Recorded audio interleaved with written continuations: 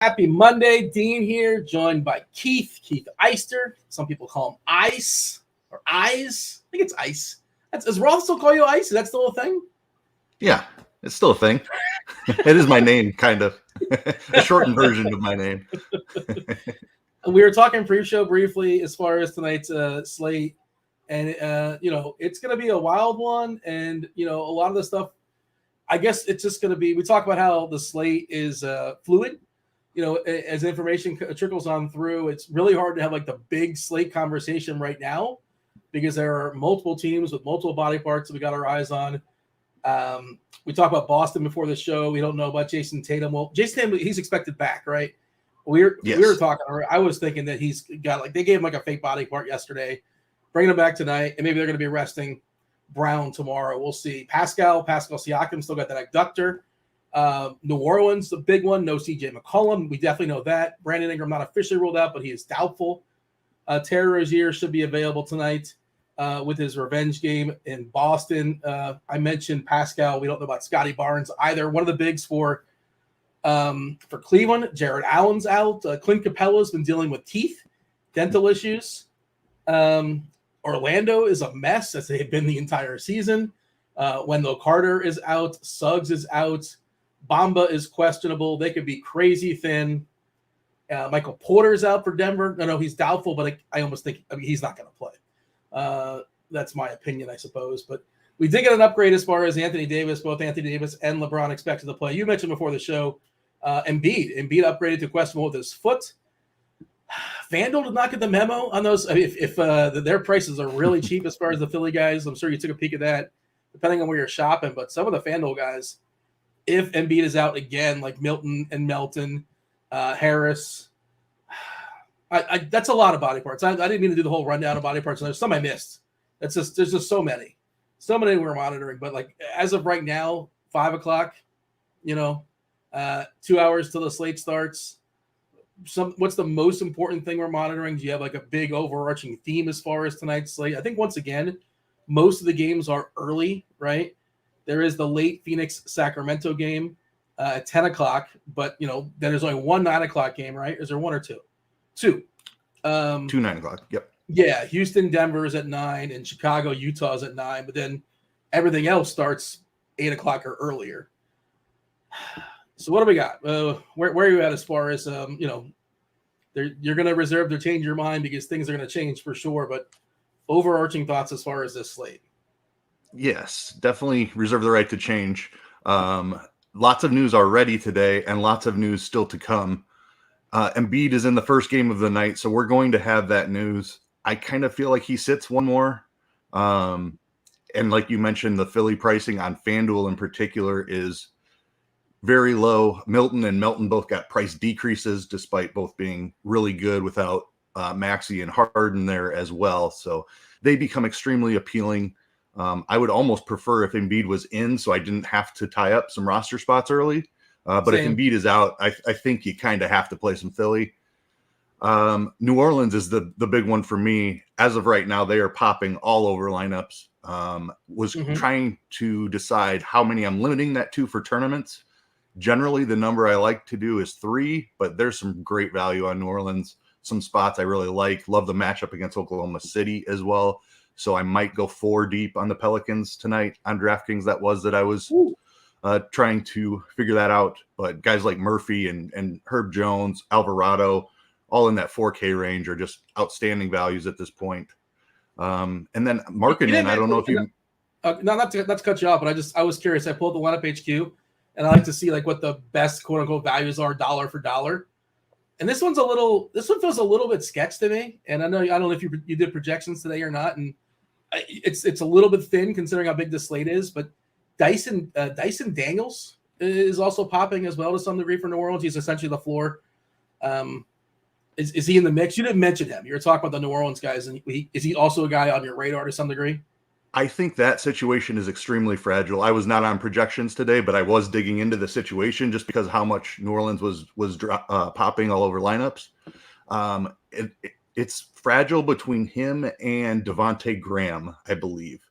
Yeah. Daniels did get more run in the last game, but it was also a blowout against Memphis. And that could have been just an opportunity for them to get another look at Daniels.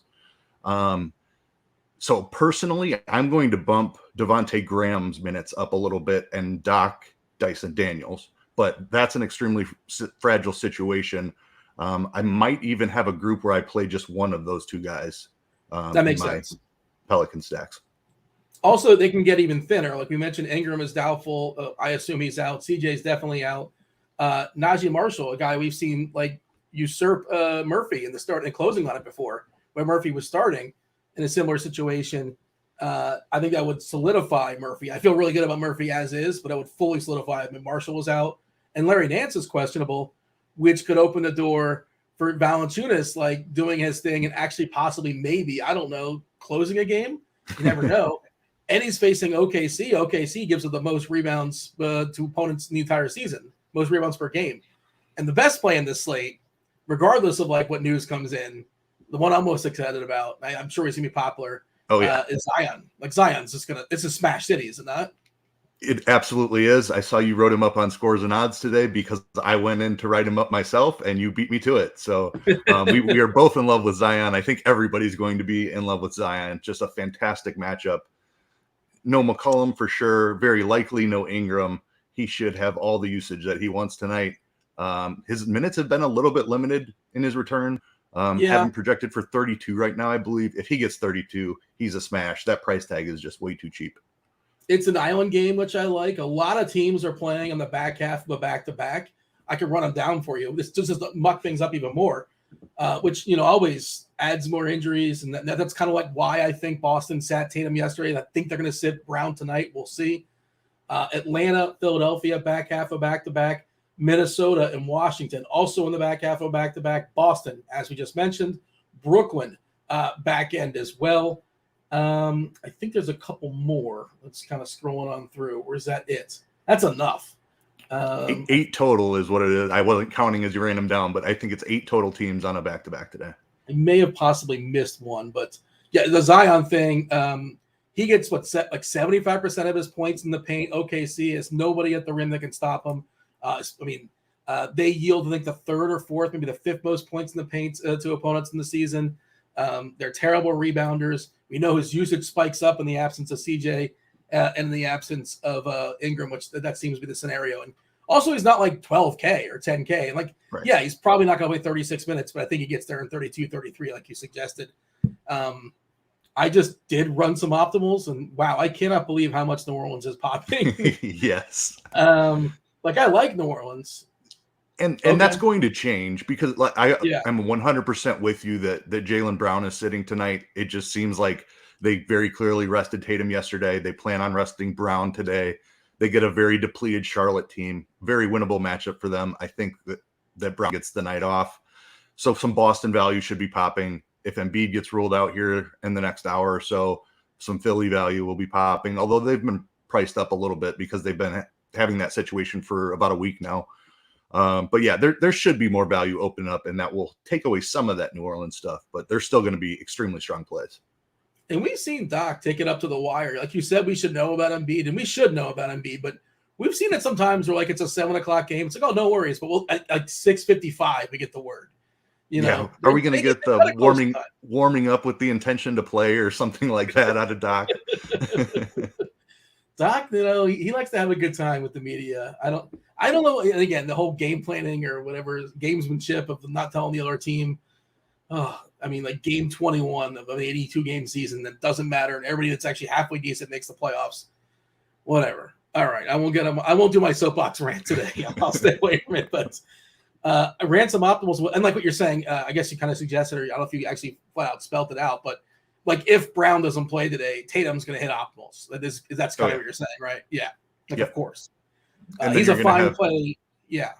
You're going to have things like Grant Williams and Derek White and Malcolm Brogdon. They're all going to get big boosts without Jaylen Brown. Yeah. Right now, I think Tatum's fine as is. He actually just hit the first Fanduel optimal that I ran. So that's with including Brown. Awesome matchup there against Charlotte, obviously. Is there anything else of note that we should say or point out, or is just going to kind of come up organically as far as before we dive in and break it down game by game? Yeah, Markkanen is another one that I'm monitoring. I have a lot of interest in that game. Just it's the highest total on the slate, so or one of the Lakers Indiana might be higher, but very close to one of the best game environments of the slate. So I'm monitoring that Markkanen news. With the total being so high and a 2-point spread, it feels to me like Vegas thinks he's playing anyway. So that's the way I'm leaning right now. That's the only other one I'm really monitoring heavily because I have so much interest in that game. 9:00 game. We might not officially get it, but I believe he did practice for what it's worth. So to me, that suggests that he's more likely to play than not. He was at shoot around. So I assume I'm assuming he's in, but like who knows? We'll see. Stay tuned. By the way, like Utah, obviously they overachieved to start the season. I was looking at them. They're so points in the paint thing. This is kind of like what I'm digging into going forward as far as like player props. I missed it on Ayton. Like I just kind of slept. It was over the weekend and I slept on it. I was thinking about football, I suppose. But the Utah Jazz give up 3 points more per game to opponents in the paint than the second worst team as far as opponents in the paint. Like just any player that lives in the paint, just smash their over on player props going forward. And I was looking at Vuk and I'm like, I think his number was kind of spiked up a little bit. I think he's kind of interesting. I imagine like Vuk and also Utah last 10 games or so. I think it's the last 10 games I was looking at it, the second worst defensive team as well. So they're starting to they're crashing back down. Like they're not going to be, the 3 seed in the West or whatever they're at. Right. I don't think so. There's been a lot of fluky things so far. We're at the quarter pole or closing in. Like we're about 20 games in. You look at the standings. It's really like, whoa, a lot of it's very surprising. I'm not sure what your thoughts are if you even look at the standings at this point, but it's pretty weird.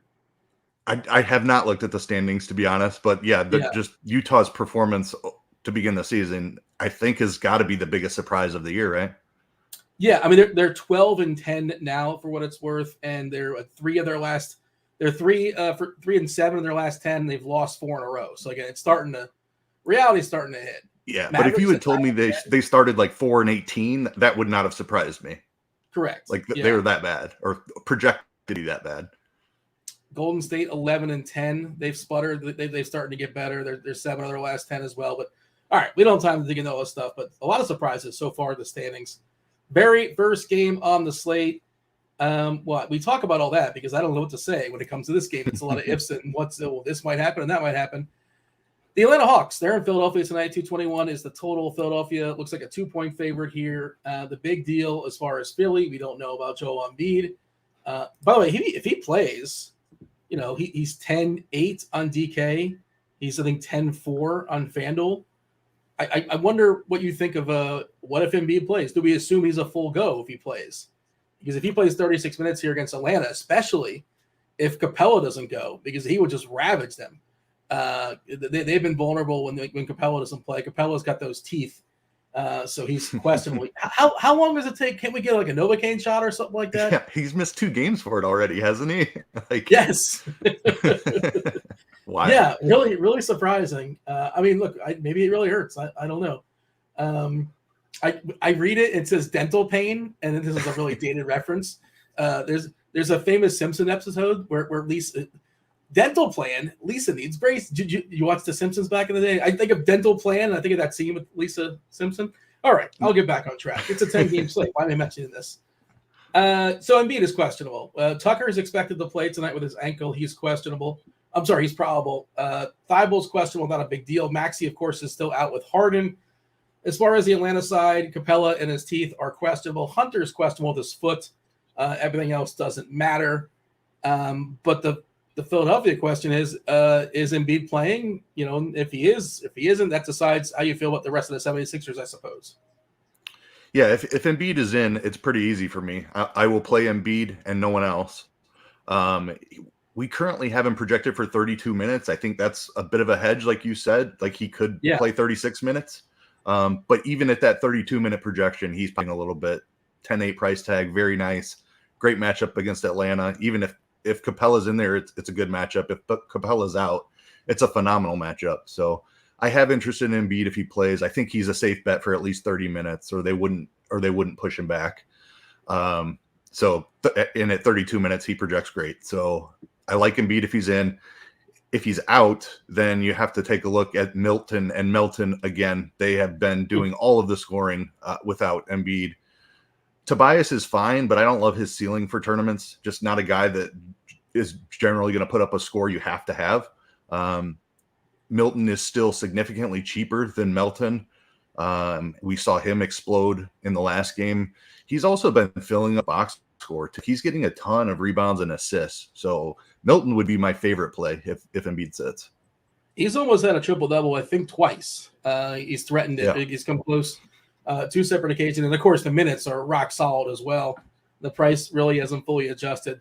But my bad. I thought Embiid was cheaper on FanDuel. He's 11.4, I believe, on FanDuel, or 11.6. I wouldn't say he's unplayable, but he's a lot less appealing. And that's like Embiid versus Jokic. And I think you take Jokic if you're going to go that high. Yeah, they're like the same. 11.4 for Embiid, 11.2 for Jokic. So Jokic a little bit cheaper. Yeah, I think I'd prefer Jokic slightly there. What about the Hawks? How do we feel about Atlanta? I don't have a ton of interest, honestly, especially if Embiid is in there. Philly plays great defense. If they're shorthanded, maybe some interest. If Capella is in, it's even more difficult. With Capella out, you have to look at Okongwu, I think. He has failed the last 2 games that he's seen 30-plus minutes of run. I guess he was okay in the first one because he was so cheap. But at 4,300, he didn't even get to 20 DK points with 33 minutes of action. I think that's an outlier. He's a better per-minute producer than that. So if Capella is out, I do have interest in Okongwu. It'd be Trae Young over DeJounte for me as the only other option. Just I feel like there's more ceiling for Trae.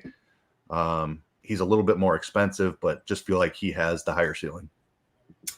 I thought that Collins would be able to take advantage of the absence of Capella and like he would get some run at the 5, but that hasn't really been happening. They've been giving run to Frank the Tank. Kaminsky's been playing some backup 5. I mean, I don't know if the door is open for it to happen in the right situation, but just thought it was interesting to note. And, Collins is just really, really cheap. There's the non-update on Embiid, a game-time decision. Perfect. Yeah, there it is. Thanks for nothing, buddy. Yep. I mean, I would have bet that minus 700. Like, yes. Game time decision. Ask me in an hour and a half. He didn't even bother to give us a Thibault update. Like, come on, nobody cares about Thibault. I'm sure he's a nice fella, but questionable as far as Thibault and his ankle. Anything else as far as updates? I guess nothing in the last hour or so. We're moving on. This is it. Yep. Good. All right. Let's move on from Atlanta, Philadelphia, and talk about Minnesota and Washington. 227.5 is the total. Minnesota is a 1-point dog here. Washington, Hachimura is currently questionable with his ankle. Kuzma expected to be good to go. He's not on the injury report. Minnesota's kind of interesting because some of their fringe pieces like McLaughlin is out with his calf, and Jaden McDaniels is not playing. He had the fish. He's ill. Significantly weakens their defense too. Like, if you look at their wing defenders of, Edwards, and I guess Rivers is still kind of a decent defender, but we're projecting Rivers to draw the start. I think Jalen Noel, at least as of right now, is a pretty interesting, point per dollar play. Depending how the rest of the slate drops, maybe he's kind of worthless. But like at this moment, he's usable, if that makes sense. But if injury news, opens up a lot of their stuff, like he's not a lock and load, but like in theory, he can get us like 22 points to the stone mid, which is possibly usable. I don't know. Talking about Minnesota. Yeah, I have a little bit of interest here, but I don't love this game environment. It's an early game, so I don't have any intentions on going massively overweight on anybody. I will mix in some Towns for the ceiling. I like the price on D'Angelo Russell. He'd be a nice tournament pivot off of like Shake Milton if Embiid was out. 6,200. He's shown a 50-point ceiling before, so I would play a little bit of Russell. I think there's better value that ends up opening up than Noel, but currently right now, yes, I agree. He's in play. He'll be fine no matter what happens, just because he's almost minimum. But I think there's stronger value that ends up opening up. We'll have to see. Price tag on Gobert is good as well. I don't know that I'll play that much. Center only and first game of the night. So mild interest in Minnesota. Edwards is a little bit pricey. Probably don't get to him. A little bit of Russell, a little bit of Towns is how I'll be playing Minnesota. Yeah, that price is down on Gobert. I'm always a little bit squeamish on a guy who might not shoot the ball at all. like ever. Like, that's just, he can get there with like blocks and boards, I guess. He's not going to give you an assist either. Maybe one if you're lucky. The Noel thing, like he's a fantasy point minute player. And we're projecting him just for 20 minutes. I think there's a chance like he plays 27, 28 if he's playing well. Like there's no guarantee Austin Rivers plays 30 minutes. So I think there's upside in those minutes for Noel. Yeah, I do agree with that. And I think there's a pretty good chance he plays at least 20. So, yeah, I think it's an interesting cheapie. I wish this game was being played later. As of right now, like if there was no late swap, if that wasn't a thing, maybe I would consider playing some Jalen Noel, and I still might. But yeah, the fact that it's a 7:00 game, like you mentioned, does hinder it. Did you give a cat take? Just a ceiling play for me. I don't want to tie up a ton of spots early in the night. He's 9,100, which is a fair price for him. He can certainly smash that. Good matchup against Washington, who struggles against bigs. So, yeah, he's in play. Probably more like a 15% rather than 20 or 30, though. I'm sorry. I was reading the chat, and I apologize. Did you happen to jump over to Washington yet? I did not. Yeah, talking about the Wizards, they're pretty healthy. Minnesota's a reasonable matchup, perfectly fine. I'm okay with Beal. I'm okay with Porzingis, but I have no priorities here. I think Avdia is okay, but like there's no priorities. I suppose if Hachimura is ruled out, there's some more minutes to be delegated out, but even still, I'm not falling over myself here to play anybody in Washington. How about yourself? I'm not either, but it is a pace up spot for them. So if I'm playing one of those Minnesota guys, I'd likely run it back with a Kuzma or a Porzingis. I don't love it. But just on the other side of Cat, I think somebody like Kuzma would make sense. Avdia for the price is okay. I don't know that he gets the same type of usage with Beal and Kuzma both in there. Like there just aren't as many shots to go around. So he has smashed that price recently, but I don't know that he does it with everybody healthy. We got anything else in this game that's worth talking about, or shall we move on? Let's keep it moving. Stan in chat says, I've never played Gobert. I tried him 3 times, I'm 0 for 3. Like, that's it? Is that all it takes? I've had plenty of players go 0 for 3. And if you play this every single day for so many years, if that's your criteria, like at some point your player pool is just not going to be existent. It's going to be gone because plenty of guys have burned me multiple times. You got to have the goldfish memory, right? You just got to be able to go back and pretend like yesterday didn't happen. Do you have a never again list? I don't think I have. I think I have to put Michael Carter on it after yesterday, to be honest. Oh, that's it's while he got hurt. I had some Carter too. Yeah. Who was Kenny Galladay? I think is on my never again list because I legitimately think I'm never going to play him again.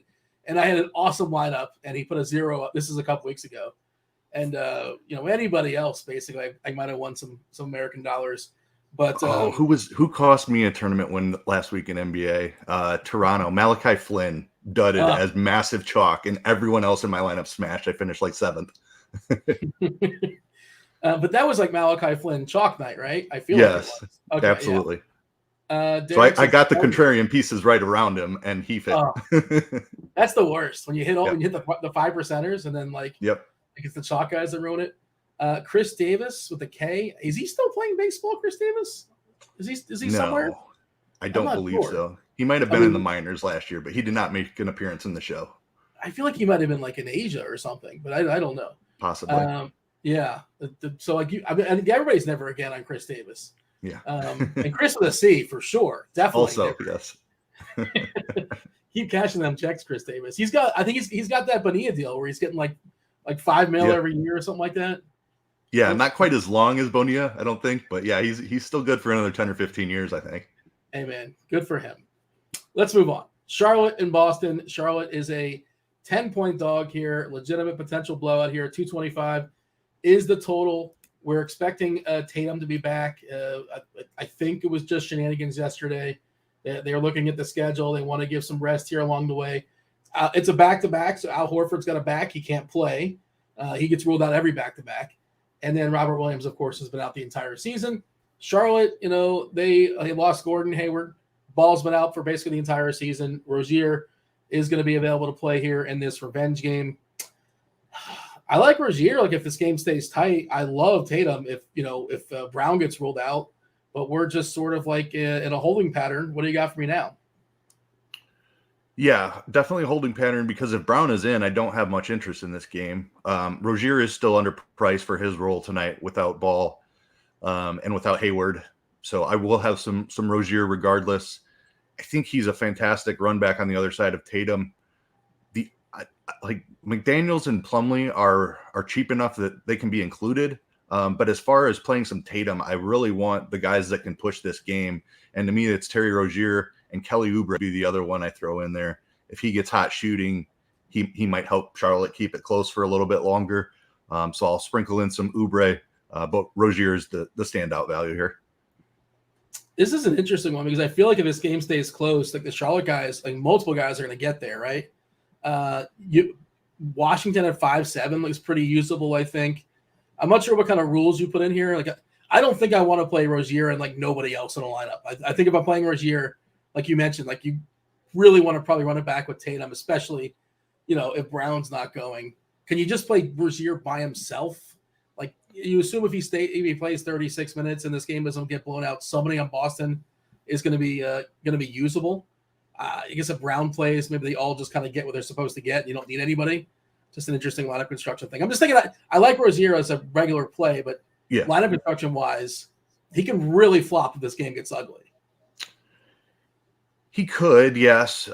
Just because if he doesn't play the 38 minutes he's projected for, but he's still going to get like 32, I would think. Like at most, I think he misses his last rotation, which is 7 or 8 minutes probably. So he's getting to 30 minutes. I think he's still playable at 7,700, even if it's only 30 minutes. Derek's asking, is Grant Williams playable if Tatum is in? We're projecting Williams with 30 minutes. He's 5.5K. We're presuming he's going to jump in the starting lineup in the absence of Horford. Grant Williams has had a couple games, and I'm sure there was a playoff game where he went absolutely nuts. There was a game earlier this year where I think he had a triple-double or close to it when some dudes are out. But generally speaking, he's not a high-usage guy, Rarely is Grant Williams the guy that you need, but I'm curious your take because is he usable? So Tatum, we're pretty certain is playing, right? So is the question actually if Brown is out? I think is the question. So if Tatum is in and Brown is out, I think Grant Williams will be in. If Brown and Tatum both play, I would not touch Grant Williams. But with Brown out, you can definitely play some Williams at 5,500. Brown opens up a ton of usage. I don't know what his number is off the top of my head, but it's high upper 20s for sure, like 28, 29. If Brown is out, how much more do you like, say, a Marcus Smart on DK at 5'8"? That's a pretty solid play. Or White at 5'8".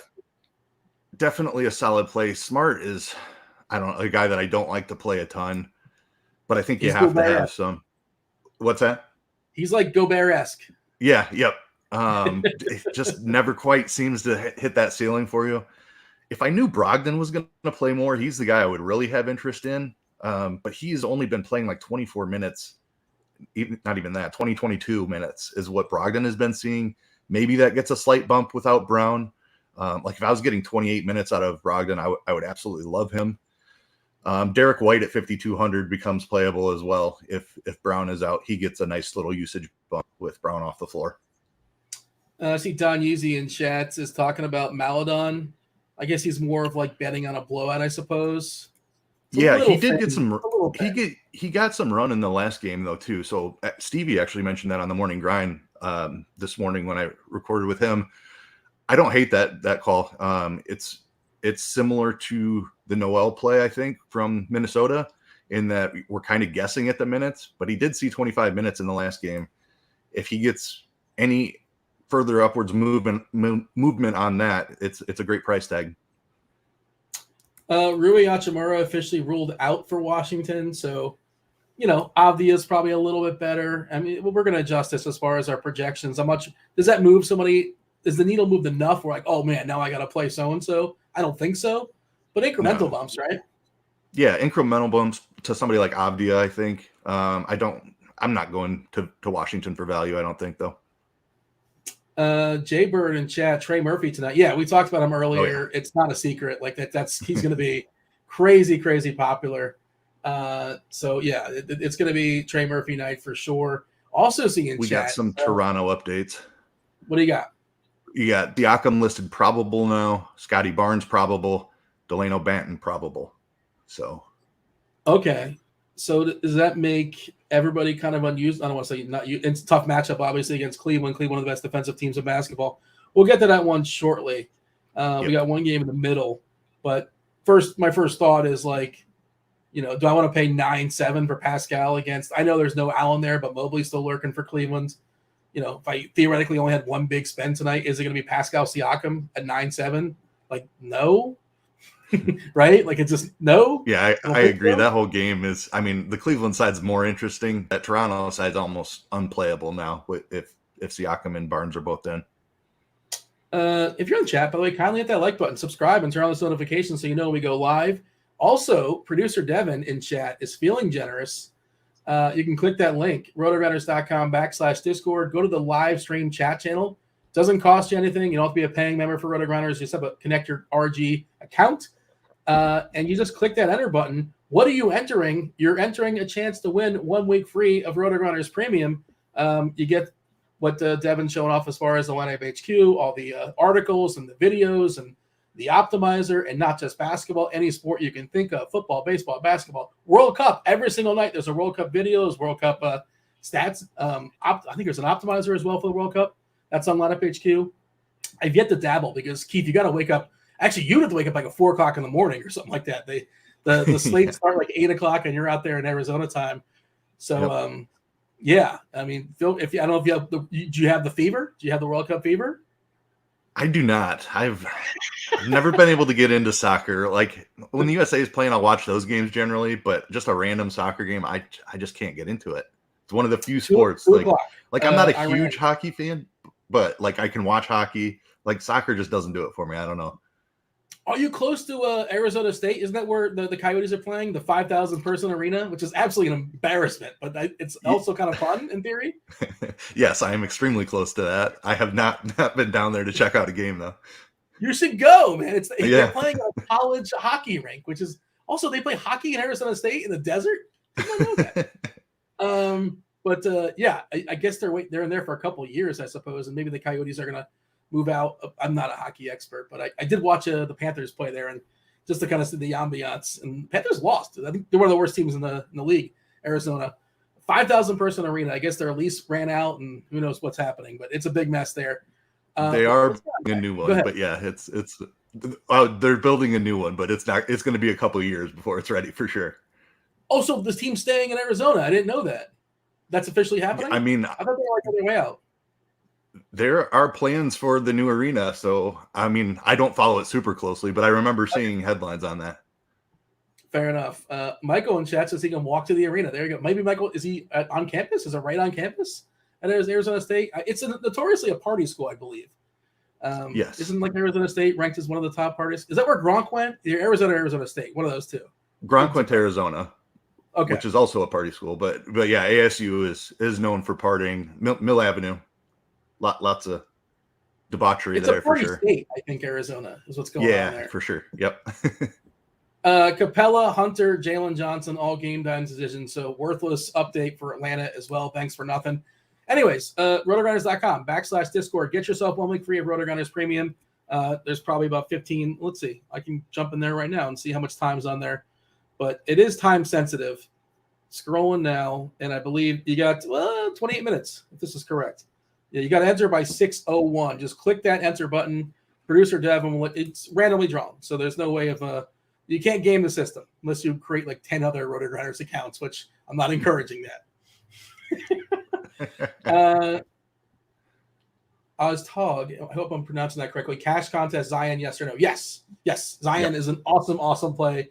I've not built the cash lineup, but I assume he's landing in cash lineups, right? Like, how could he not? Yeah, he absolutely is. He'd be the first guy in for me. I mean, the Pelicans value in general, but as far as like a decent spend, it's first guy in. All right, so no update on Capella's teeth. Let's move on. Let's talk about another game that's full of nonsense. The Magic. The Magic are at Brooklyn. 224 is the total. Brooklyn, heavy favorite here, 11-point favorite here versus the Magic. Orlando is going to be struggling to field some players. Terrence Ross is still out with that illness. Okiki is questionable with his knee. Mo Bamba's got a back, so he's questionable. Carter is out with his foot. Suggs. What is that? What do they say? Freudian slip. There you go. I couldn't think of Freud for a second. Yeah, this team sucks. The thing is, they're not going to get shut out. They're playing basketball, right? They're going to still score like 100 points, and somebody's going to be useful theoretically.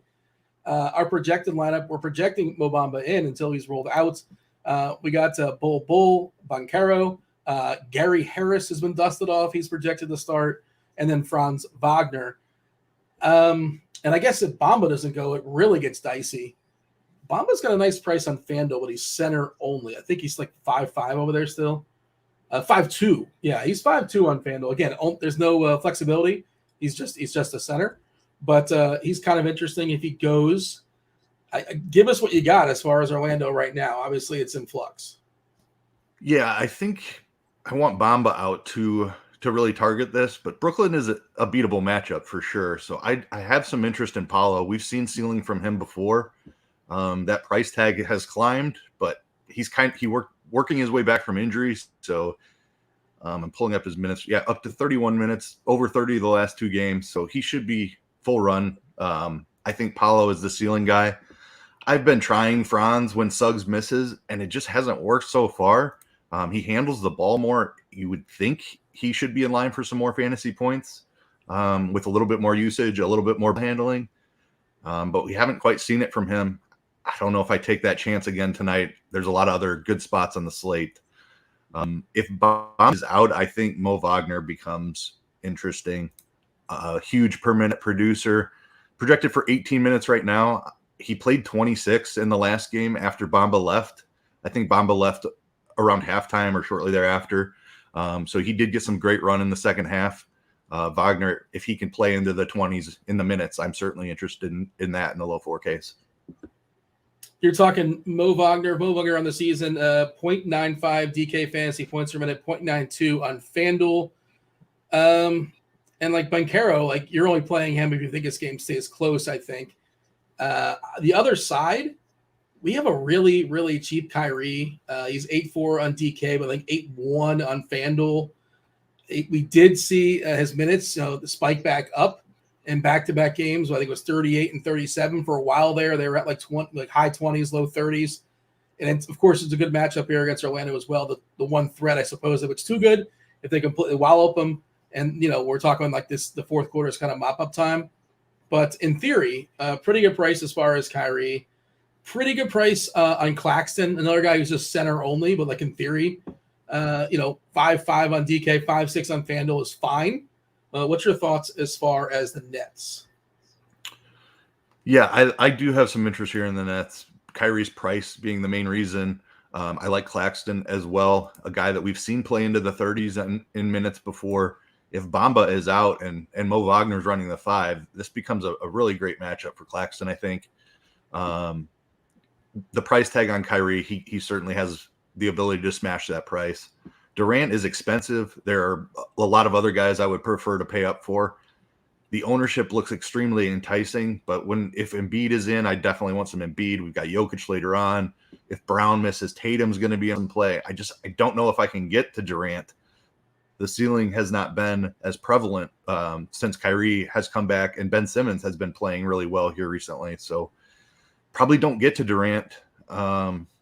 Simmons is interesting. I think if he fits in a lineup, I would play him just because he's been so good here recently, but not a guy that I'm like seeking out to get overweight on. But I do have a lot of interest in this Brooklyn team, and then playing somebody like Paolo on the other side in hopes that it does stay close, because there is some blowout risk here. That's what I was going to ask. If you're playing a guy like Kyrie, are you more likely to you want to run him back in theory, right? Yeah, I think. Yeah, I think so. And it depends upon what happens to Bamba. If he doesn't go, Orlando will go from being thin to even thinner. And like you look at the bigs on this team, like they're going to be in a lot of trouble. Obviously, Admiral Schofield is, I guess, a guy that can play some backup 5. I suppose you mentioned Mo Wagner, who would probably, I guess, Bull can play some center. I know he's a tall guy, right? But he's not he doesn't really play like a center, right? So right. And Claxton isn't like a huge guy either. So like Brooklyn plays a pretty small 5, and Simmons will play some 5. Yeah. So I could see Bull playing some 5 because of that.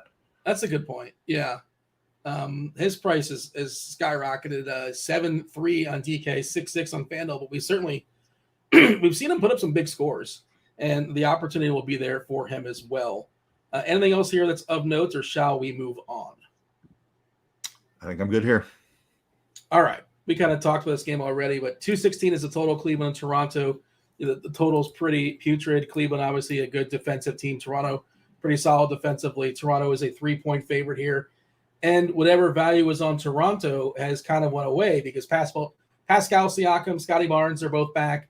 Doesn't matter, but Banton's available too. Otto Porter's out, big deal. Precious has been out for a while. He's still out. And as far as Cleveland, Levert's expected to be back with his ankle. Lamar Stevens is out, and Jared Allen is out, and Kevin Love is out. I mean, we might get like Dean Wade starting. There's not a lot of bodies here. I'm counting 10. Wait. Oh, is there another Mobley on Cleveland named Isaiah Mobley? Related? There is. Are they related? Is that a Antetokounmpo thing, or is it? I don't know who Isaiah Mobley is. I'm not sure about that. We saw Robin Lopez start the other day and play 4 minutes, which is hilarious. I'm sure the projection team loved that too. I'm guessing they projected them more than 4 minutes. But they're really thin, Cleveland. If you want to make that argument, Mobley, I like him. Mitchell's just pretty expensive. He's got to score 30 points, maybe 35 points to get there. He certainly can. But we kind of touched on it, like especially the Toronto side. I don't see anybody worth playing unless you get like the OG Anunoby like 7 stocks night on FanDuel, and I can't predict that. I don't know when that's happening. But this game is pretty meh to me. If I'm crossing one out so far, this is the first one I'm crossing out. Yeah, I agree. I have a ton of interest here. Kevin says they are, in fact, brothers in chat. Oh, okay, cool. Didn't know. I did not know that either. Yeah, like I don't love the game environment here. So Mitchell, Garland, probably not getting there. Evan Mobley with no Jared Allen is very interesting. You mentioned some of the other like reserve bigs are out as well. So Mobley is projected for 35 minutes. We saw him play 39 minutes in the last game. I think there's room up on that 35-minute projection, and he's already popping as a pretty good value at 35 minutes. So I will play some Mobley, even though I generally hate this game in general. I won't, and that's just because of the price. No Jared Allen, so there's more rebounds available. He's going to play more 5. Like he's a really solid option tonight, despite the game environment. Yeah, if you're going to force me to pick my favorite player in this game, I think I agree. It's Mobley, and then not much else. And I don't know about you, but I just rarely play Donovan Mitchell. Like I know he plays. Last I checked, like the most minutes in the league, or close to the most minutes per game. He's super scoring dependent, but like he's scoring a lot too. I just, he's rarely going to get you because he's like not going to have 15 rebounds or 12 assists along with a bunch of points. He's just one of those superstars. I guess I don't know if you want to call him a superstar. You know what I mean? Like what star level guy, 9K guy. I just tend to not play. Is that you feel the same way, or there's a general? I do feel the same. I feel the same way, especially if Garland is there. Like when Garland misses, I get it a little bit more. Probably gets a slight assist percentage bumpage. So with Allen maybe, but yeah, in this spot, definitely not playing him. Yeah, to talk about how many siblings are in the NBA, I feel like we're at like an all-time high of the Antetokounmpos. There's the Holidays. There is the Wagners. We just talked about them. The Wagner, yeah, and how they always end up on the same team too. How'd that work? There's probably some manipulation, which is that's how cool is that? There's got to be some more. I'm just drawing a blank for some reason. The Lopez brothers. Robin and Brooke. There's more. The chat will fill it in as we get. The Currys. Yeah, I forgot about the Currys there. The Hernan Gomez's. What's the plural of Hernan Gomez? I don't know. All right, let's move on. That's too many syllables. The Martin brothers? Oh, the Morris brothers? Yeah, Caleb and Cody. There's 3 Holidays. Is there still 3 Antetokounmpos? Is the third one still in the Lakers or somewhere lurking? G League? I don't know. I believe he's Bulls G League, if I remember. The Balls? Neither are playing right now, but yeah. OKC, New Orleans, 232 is a big boy number. We love this game. OKC, 6-point dog here. Not as excited about the Thunder. Muscala's still out. Who cares? New Orleans is the big deal. Ingram, officially doubtful, but he's not going to play. CJ McCollum is out for health protocols, and they can get even thinner. Like two of their big three is out. Najee Marshall, not feeling particularly well. He's questionable. And Larry Nance, who tends to close. He would definitely close this game against OKC if he's available with his shoulder. He's one of those guys, by the way, that like you're worried about if he's going to play or not. I think he's an interesting play if he goes in this game. Yeah, he's 4-2. He's 4-2 in this game, and like OKC is the worst rebounding team in the league, and they're going to give it up in the paint. That's where Larry Nance lives. If he doesn't go, Valanciunas is pretty interesting. Who might actually get a chance to close. We'll see. Stay tuned on that. But it just sort of hit me like I haven't thought about Nance in a sense of rostering him today, but now I'm thinking about it. Like if he plays this game, I think he becomes a really good play. You tell me. Yeah, I like that call a lot. 4-2, very nice price. A guy that we've seen score a bunch of fantasy points per minute throughout his career. So yeah, I like that call a lot. We kind of hinted at it several times. This is like the most important team on the slate. New Orleans, if we're running optimizers, running optimals with RG Premium, and you guys can use that yourself, how would you go about getting that if you haven't purchased it? By the way, I think the Black Friday sale is still going on. Check the banner at RotoGrinders.com. $25 off any package, scores and odds, RotoGrinders. Feel free to check it out. And I would imagine maybe today's the last day. I don't know if it's still going on, but if it is, get it now before the clock strikes midnight. Yeah, so what I was getting at is I think I lost my place there. I was doing a pitch, and then I forgot. What was I talking about there, Keith? I was talking about the Pelicans. Oh, if you run the optimal, Larry Nance. You're getting like four or five Pelicans. And that's a lot. How many Pels is too many Pels? Yeah, that's the question right now. With the value as it stands currently, I think 4 is the answer I'm going with. I'm assuming we get value in Boston. Maybe that knocks it down to 3. If Nance and Mart also ruled out on top of this, I think the answer goes back to 4, even with value in Philly and in Boston. Just because like these guys like Devontae Graham and Dyson Daniels, they're going to have to play more minutes just because of the lack of bodies, I think. Maybe even like a Jackson Hayes becomes interesting in that scenario. He's minimum priced. But with Nance and Marshall in there and value as it current stands, I think 4 is the max right now. Maybe the value. So say Brown gets ruled out, Embiid gets ruled out, then maybe I drop that to 3 if Nance and Marshall are in. Pascal will be on a minutes limit Monday, which is hilarious that Nick Nurse is giving anybody a minutes. What's a minutes limit from Nick Nurse? 37 minutes? 36, yeah. What is a minutes limit from Nick Nurse? I got to know what that is. Like I'm not playing Pascal, but I'd love to see him play at 34 minutes because he was on a minutes limit. Jason Tatum won't have minutes restriction according to the coach there in Boston for what it's worth. Somebody in chat says that Nance is doubtful. I don't know where you see that. If you're looking at like Fanduel or DraftKings, they tend to be a little bit behind on their reporting. I wouldn't use that. Twitter is going to be the best, most accurate, accurate gauge. Following the beat writers, follow the RotoGrinders account. The RotoGrinders, what is the official account? It's not the RotoGrinders account. It's RotoGrinders like NBA account or something like that.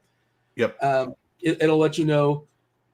Clint Capella and his teeth. Yeah, Clint Capella and his teeth. That sounds like the name of like an emo band, like 2003 or something. I'm going to go see Clint Capella and his teeth. Who's opening up? I just pulled up the affiliate injury report to double check. He is in fact questionable. Yeah. And somebody else said that Rozier is questionable, and he's not. Like he's probably questionable on DraftKings or on FanDuel, but he was upgraded to probable for what it's worth. So yeah, like if you don't use the sites, sometimes they're right, like accidentally. They're going to be right sometimes because you're locking in on something, but like they're not the most accurate. Eventually they get there, but it's their timing's not great. Any rules you're putting in as far as Pels? I know you mentioned some, but is there any? And like, are you willing to play Zion 70%? Like, how high are you willing to get it on somebody like Zion? Yeah, I'm willing to lock Zion.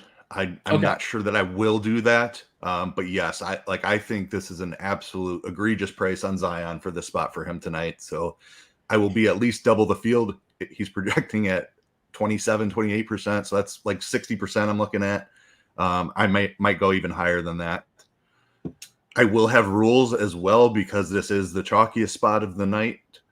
We talked about the backup guards already in Devontae Graham, Dyson Daniels. I think their minutes are correlated. So I will have a rule to play only one of them in any lineup.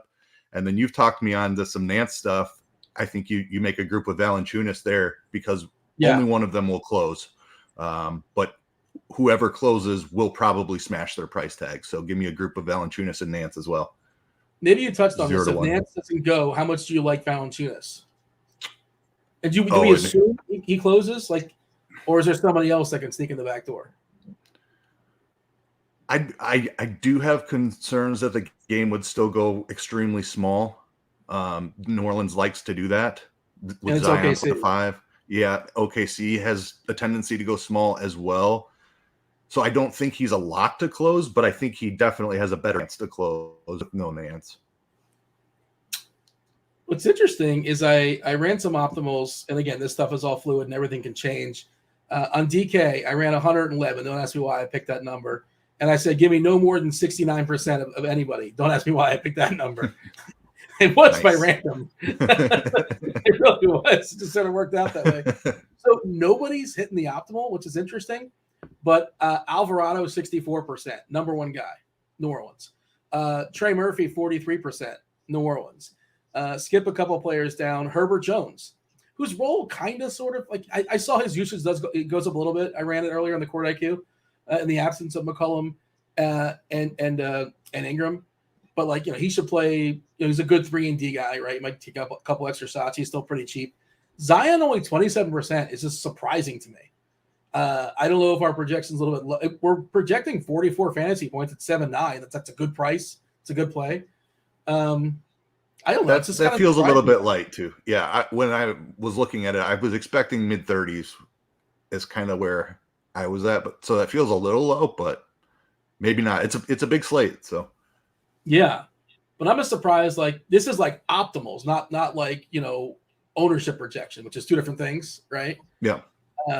Yeah, it's just kind of surprised. Well, Jay on the Well is hitting 38% of them. That's the kind of thing that could change depending on, but as of right now, he's one of the best values on the slate. We didn't mention they're playing somebody. They're playing the Thunder. Is it the same deal as always? It's SGA and that's it? SGA or bust? SGA or bust primarily. I do have a little bit of interest in Josh Giddey. He's priced about where he should be, but I like this game environment a ton. If I'm going to end up playing 4 Pelicans, I definitely want to run it back with a Thunder guy. And SGA is expensive. He's my preferred option, no doubt about it. But there are a lot of other expensive guys that I want to play on this slate also. So I will mix in some Josh Giddey. Feel pretty good about his minutes. He should get into the 30s. He's the one guy in this rotation that I feel good about outside of SGA. You could put Dort in that conversation too, but I don't have a ton of interest in Dort.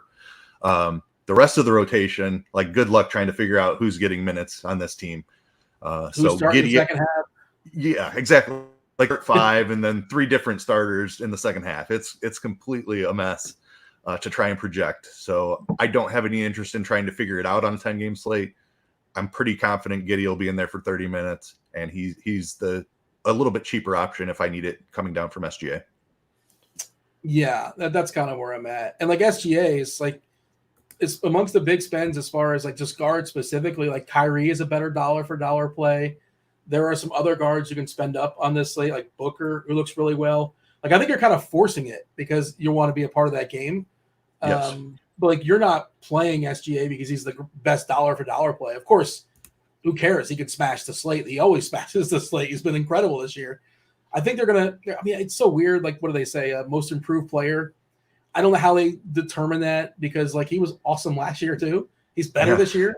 But, it's do people not know he was really good last year? I don't know. But I think he's the odds-on favorite right now for most improved player. All right.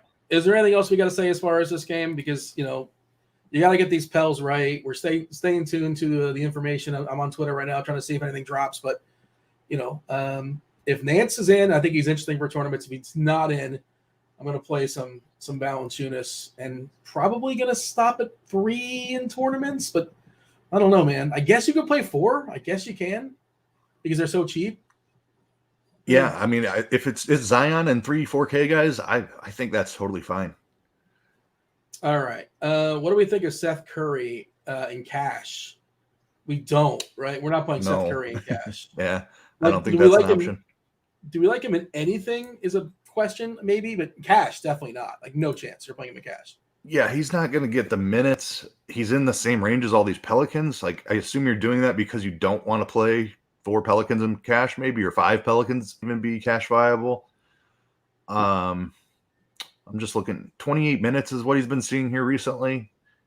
He needs to shut lights out to get, which he can do, but I don't understand it. I would much rather play a Pelican at a couple hundred more. It seems really unnecessary. Yeah. Very easy to avoid. Asking about Tatum in cash. Yeah, Tatum's a good cash game play just in general. And if Brown doesn't play, he becomes a phenomenal cash game, everything play.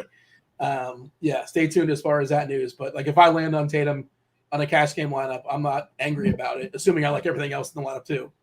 All right, let's move on. Houston versus Denver. 228 is the total. Denver is a 12-point favorite. Pretty big number here. Potential blowout in theory. Bruno Fernando is not on the injury report. I thought Jayshawn Tate might come back tonight. I guess he's not officially available tonight. What I'm seeing, he's still out. The bigger deal for Denver is that Bones Highland's not feeling well. He's almost definitely not going to go. I don't know if he's officially been ruled out, but the word was unlikely to play earlier in the day. Porter is doubtful as well, so I'm assuming both those guys are out. I'm assuming Bruce Brown, who's just crazy versatile. He can jump in and back anybody up, essentially. He's probably going to jump in the starting lineup tonight, so he becomes a pretty decent value play as well. Denver versus Houston. Start wherever you want to start. Dealer's choice. Let's start on the Houston side. Just like it's a difficult team. There have been some injuries here among the bigs, so the pricing is elevated on some of these guys. Jalen Green and Kevin Porter Jr. have feelings. I don't know if this is the matchup though that I want to target them. I do have some interest in Denver, so maybe I try to find somebody else. Like Jabari Smith is a guy I've looked into a little bit. Şengün hold smashed. on. Terry Rozier ruled out. Oh man, so much for that probable tag. So you know what's coming out. Brown's Holy going to rule out. There's no way Brown plays. Like that's not happening. But go. I didn't mean to interrupt. I just thought it was important to note. But go ahead. No, that's definitely correct. But I think we need to talk about Charlotte again because that does Rozier was going to be the usage hog on Charlotte, so that's going to bring some other guys in the conversation. I think Theo Maledon. Yeah, that's the guy. He becomes a smash value now. So who else can handle the ball? They have Book Knights. They got a person named Bryce McGowans. Who's Bryce McGowans? Should I know who that is? I don't think so. I don't think I know Bryce McGowans. I don't think he's played him. Oh, he played 16 minutes earlier in the year. Okay. Yeah, but yeah, Book Knight I think has to be the other guy. Yeah, and Book Knight should handle the ball a little bit too. I think they just don't have anyone else. He's 3K Book Knights. He might be their 6th man. I think he will be their 6th man. Yep. Maledon's going to jump in and play for Rozier. It's going to be Maledon, Oubre, McDaniels, Washington, Plumlee. Their number one big off the bench is Nick Richards. Their number one guard is Book Knight. And then they only have 9 players. And it's Kai Jones, Bryce McGowan is the players that we haven't talked about. So the thing is, if this game, who mops up that starts? Let me ask you that. Well, Maledon would be my answer there, I think, because of the lack of ball handlers. I think he has to play 36 minutes in this spot. Yeah. I think Oubre and Plumlee would be the first guys that get pulled. So they would be the biggest risk of losing minutes to a blowout, I think. Nick Richards can be really interesting, too. I think he's a pretty strong fantasy point per minute player.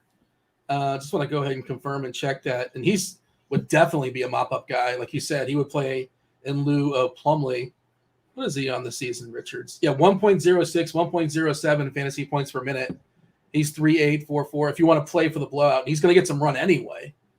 I don't want to play for a guy that's going to play 20 minutes, but like he's got a ceiling of 28, right? We'll see. Yeah. I'm curious where our projection team's going to go with this, but we'll walk back if they kind of update this in the show. If not, maybe the Crunch Time crew we'll talk about it, taking you guys up the lock. But you can't ignore this, I don't think.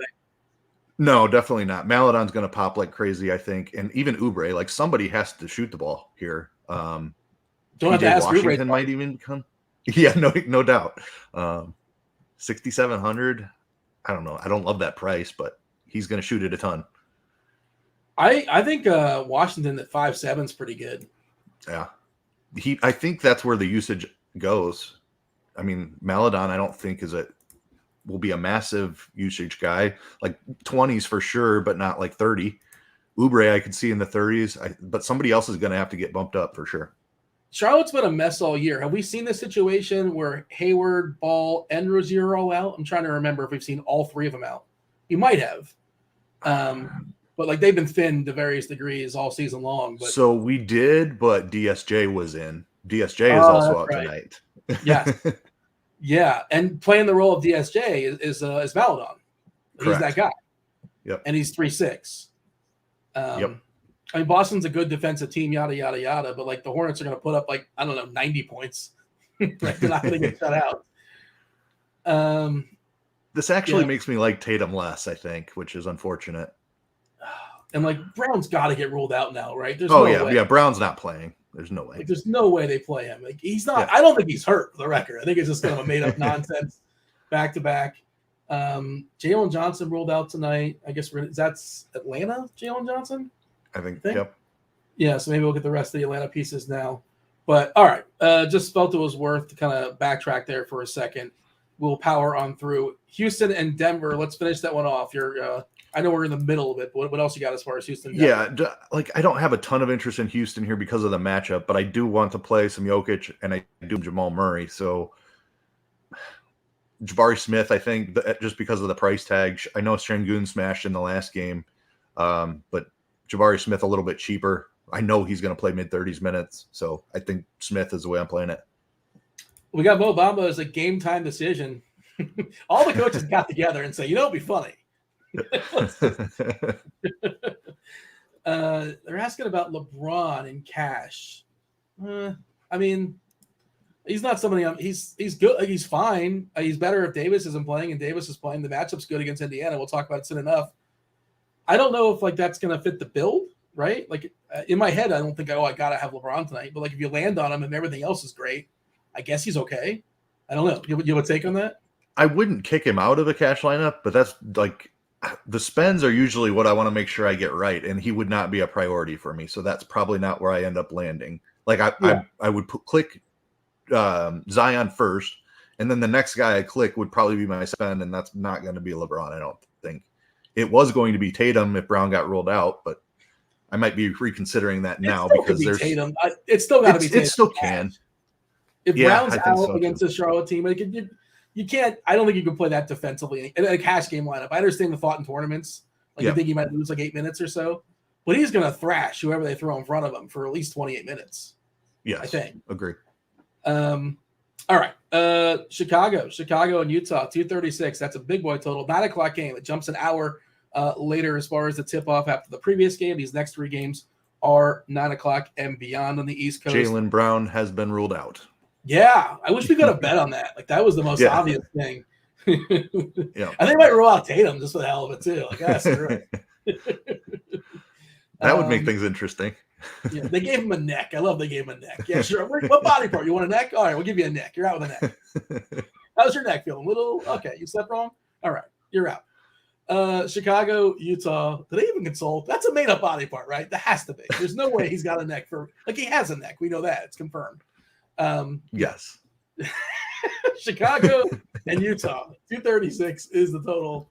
I love when they give him made up body parts. It just amuses me. So Utah, Markkanen has got that knee. He's questionable. That's a legit thing. But he did go through a shoot around today. Conley's still out for this evening. Rudy Gay has got a hand. Doesn't matter. Not playing tonight. The Bulls are about as healthy as they've had been for a while. Of course, Lonzo hasn't played all season. Alex Caruso is questionable with his ankle. We'll talk about that Utah defense getting weak as the year has progressed. They are super vulnerable inside. Again, they give up 3 more points in the paint than every other team. The second worst team. That is dramatic. It's like 57 or 56. Can't remember what the number is. Vuk does step outside the paint a little bit, but I think Vuk's a really strong play tonight. Your thoughts as far as the Bulls, and then jump over to the Jazz. Yeah, I talked about liking this game environment. The Bulls are always a really tough team to play when DeRozan, Vooch, and Levine are all active. But the pricing is coming down on these guys. Like, we're used to seeing DeRozan up in the high 8s. Levine has been as high as 8K before. I like the Bulls pricing. You talked about the Utah defense and how they've struggled recently. So I have a lot of interest in the Bulls, and generally I don't. Love the Vooch call. 7,400, just too cheap.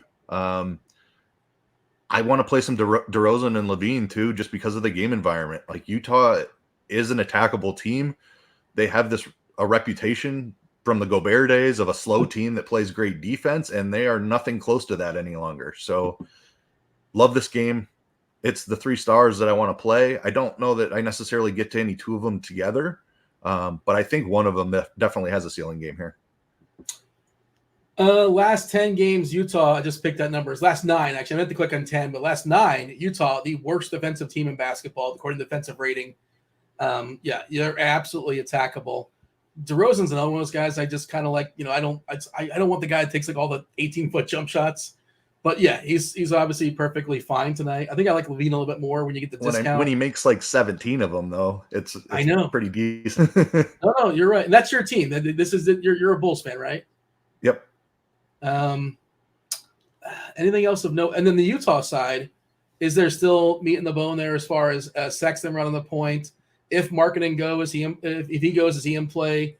You got Kelly Olynyk, who's got a pretty good price on Fanduel. I think he's 5'3" over there. You have the power forward and center eligibility, which is appealing. And then Clarkson, I think, is a good Fanduel price, right? Clarkson is 6'2" on Fanduel, which is really good. 7'5" on DK. I don't know if I can talk to that, but 6'2" on Fanduel I like a lot. Yeah, Clarkson's a little too expensive on DK. I think he would not be one of my preferred options here. Markkanen, revenge spot, right? I think he's the guy. He's the guy that's shown off the ceiling so far this season. If he's active, I'm going to assume that he's healthy. They wouldn't run him out there if he's not. So the price tag's up there, 8-1 on DK. But I think he's the guy I would target for the ceiling. You mentioned Sexton. I like him. Cheaper option. Markkanen's a little cheaper on FanDuel as well. 7,500 there. Really like the price. But yeah, Sexton I have some interest in still. If Markkanen gets ruled out, you're going to have, I think, Clarkson popping, and Sexton would definitely pop. Maybe even a guy like Malik. Game, right? Like, he's playing against the Bulls. Come on. Yeah, right? I think so too. Yep. Yeah, but go ahead. I shouldn't have cut you off. Go ahead. No, you're good. Just some of these secondary pieces I might build in a little bit heavier just in case he does get ruled out. Like, if Markkanen does get ruled out, I think Clarkson, Beasley, Olynyk, Sexton, like, they're all going to be fantastic plays. So I'll build a little bit heavier with them. Just, it's a great game environment. I don't mind being overweight on these guys if Markkanen ends up getting ruled in anyway. You mentioned Beasley, and I always talk about I just generally don't like players, A, coming off the bench, and B, are super scoring reliance. And that's Malik Beasley, and his minutes can be fragile. If he's not making his buckets, he's going to go right to the bench. Sometimes he closes, sometimes he doesn't. Sometimes THT closes, sometimes he doesn't. Sometimes Vanderbilt closes, sometimes he doesn't. Is there any sort of lean against the Bulls who you think is most likely to close out of that group? Or I think it's mostly dependent upon the situation of the game. It's just you can't predict that. Yeah, I don't have any real lean on who closes here. I think, I don't have a lean. Yeah, I don't either. Your favorite play on Utah is who? Markkanen. If he's in, right. If Markkanen is out, it's going to be probably Sexton because of the price. Clarkson on FanDuel for sure because of the price. We got the Crunch Time crew coming about 10 minutes or so. Roth is going to be hosting with, I believe it's SDL Cards. Who else is joining the show? SDL Cards. And, Andy Means is back from vacation. Welcome, Andy There we Means go. back. Yeah. And by the way, I want to give a shout out to who won the 1 week free of RG Premium. We gave that away in the Discord. We typically do it Monday, Wednesday, Fridays. Though we're not going to guarantee, not going to promise it. A lot of times it's spontaneous. Devin was feeling generous today. Shout out to KTrain68. Devin will contact you. Look, he already has. He's already on top of it. Devin will get you a week free of RG Premium. We'll probably run it back on Wednesday. We'll see. Stay tuned on that. 2 games left before we hand it off to Crunch Time. They should be coming in again about 10 minutes or so. This now 10 o'clock. 2 10 o'clock games. Dual prong hammers. Phoenix and Sacramento. 233.5 is the total. Sacramento is a 1-point dog here at home. The only injury we have on the Sacramento side is an illness with Trey Lyles, not very significant. Nothing new in Phoenix. Cam Johnson still out. Chris Paul still out with his heel. This is one of those tricky games where, and it's always at Sacramento. Like, Sacramento's fully healthy. They play appealing games, but everybody still kind of seems to be priced where they're supposed to be priced because they're, everybody's healthy and they play, they play their guys. There's nobody getting an elevation in minutes based upon their asking price and all that. I think the more appealing part of this game is the Phoenix side. But even that, is there anything we need on Phoenix? Ayton now is up to 7-7, rightfully so, I suppose. And then Booker is really good, but you got to pay for him. He's 9-6. What's your read as far as Phoenix Sacramento? Yeah, I have a ton of interest in this game. I feel like it's the one that's going out, and I think it's as good as, obviously the pricing isn't as good, but as far as game environment, it's as good as the OKC New Orleans game, and the next one we're going to talk about is really good as well. This one's sandwiched in the middle, kind of going to get left out, I feel like. Do you still have your defensive tool or defensive rankings pulled up? See what the Suns are in the last 9 games without Chris Paul, because it's everybody thinks of Phoenix as a fantastic defensive team, but Chris Paul is kind of the engine that makes it go. Bridges 20th. Is still phenomenal. Yeah, 20th. So they're top 5 with Chris Paul in there. They are not as strong defensively without Chris Paul. So I'm going to play some Sacramento as well. On the Phoenix side, it's Booker is the main option that I want to play. I don't mind Ayton. You mentioned the price coming up. He's been rebounding a ton here recently. This is a great matchup for rebounding. Sacramento also plays at one of the fastest paces in the NBA. They're terrible on defense. So this is a spot I want to target Sacramento as usual. Booker and Ayton be the primary 2. I think Payne is playable. Maybe Bridges, but I'm not playing Bridges at that price more than likely. He doesn't hit the ceiling often enough. Yeah, he has to hit all his threes and get the 9 stocks, which happens on occasion, but you never really know when it's going to happen. And you're also paying, like you said, the most expensive he's basically been ever. I don't think I'm playing him either. You talked about as far as the defense or the pace for Sacramento. I can pull it up for the season-long stuff.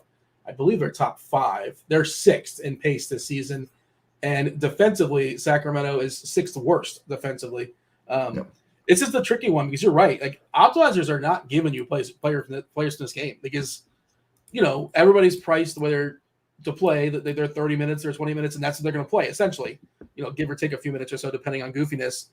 And we mentioned 5 or 6 or 7 other games where players will get a boost based upon injuries and all other stuff. So there's no great math plays in this game is the point, but that doesn't mean we can't have a 260 point total in these 2 teams going at each other. And then, at no ownership too. Well, Can we get an ownership update or the Boston stuff's going to change as well. We're getting an update now coming in. They're removing Rozier. Let's just take a peek. We got 5 minutes. We'll talk about the Lakers in a second, but I want to walk back and see what we have as far as Charlotte because they have 9 available players.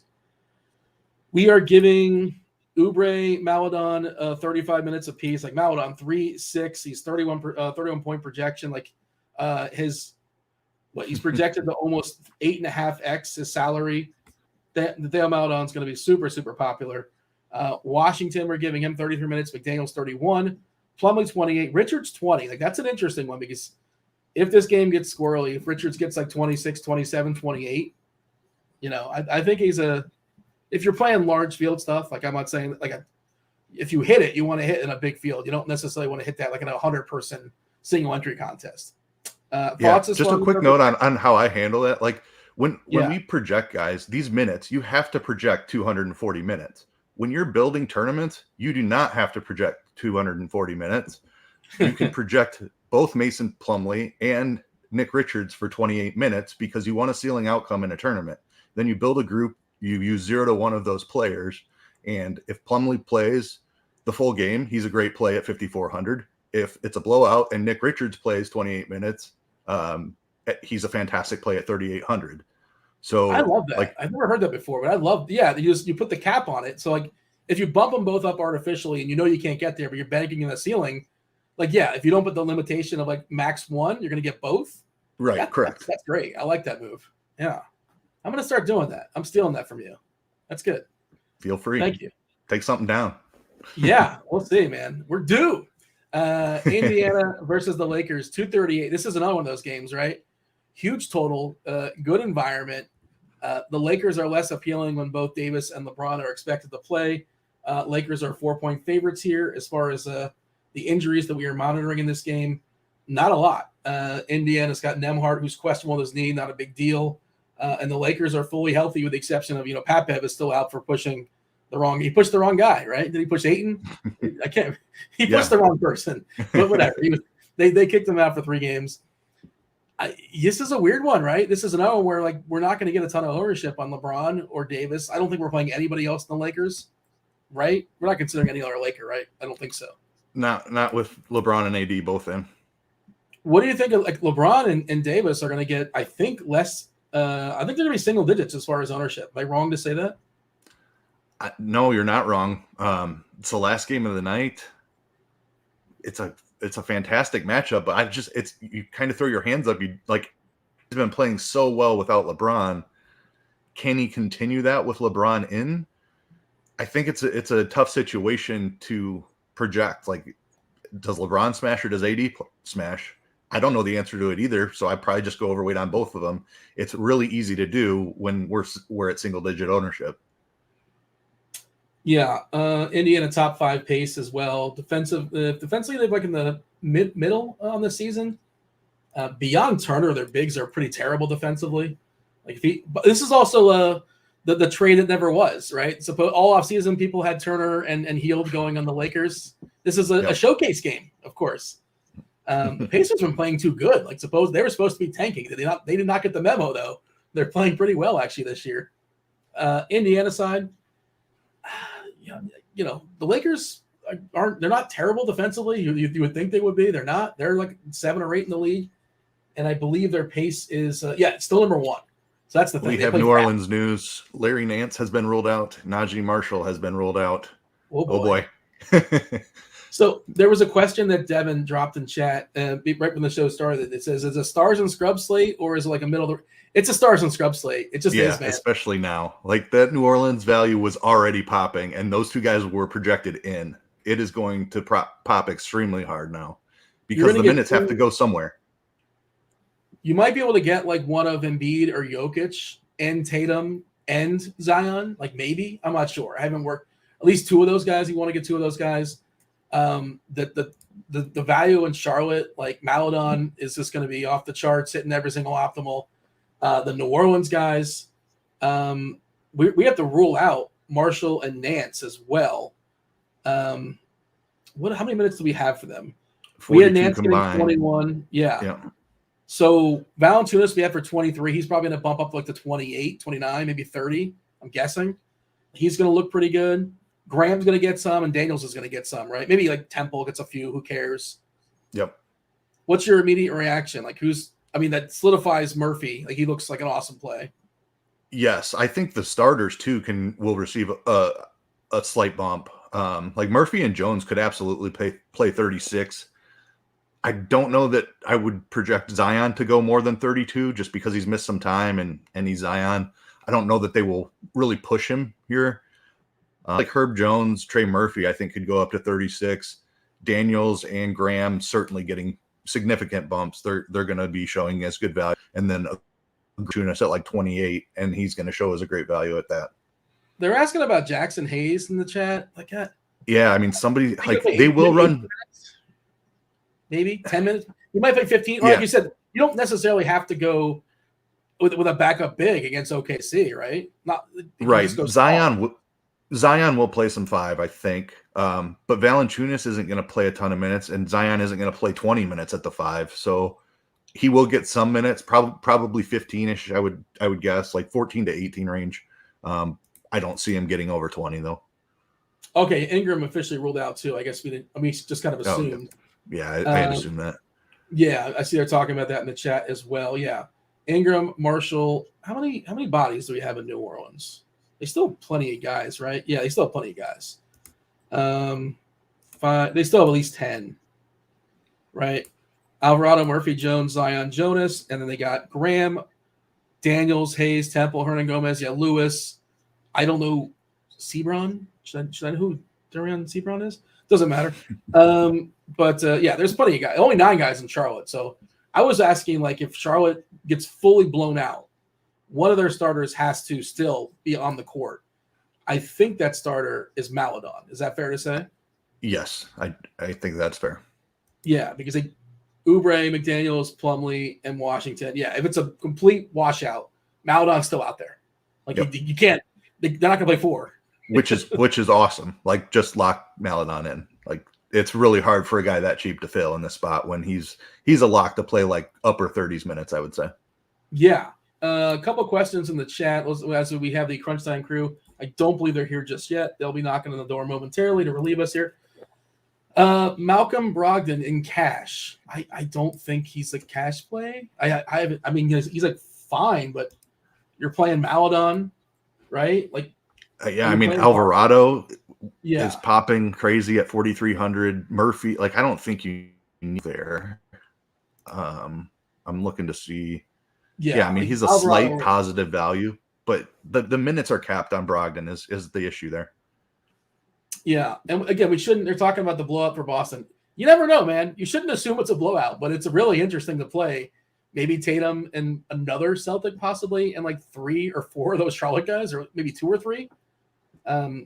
Just build those lineups like what if. Do you have anything in your brain that you're thinking about with Charlotte now, knowing we know now with Brown being out and with Charlotte down to 9 guys? Like, if this game does stay close and all those starters play 35 minutes, are you putting any rules in? Maybe like if you're going to play a couple of those Hornets, run it back with a couple Celtics and have a good time there. Yeah, I definitely have interest in this game. It's so cheap. Like, it's going to be really easy to do even a 2-2, a 3-2 of this game. So rules, I don't know. Like, if I'm playing Tatum, I definitely want to force in some Charlotte guys for sure. And I probably want to do somebody who can score a bunch, like Oubre. Maladon I would include in that.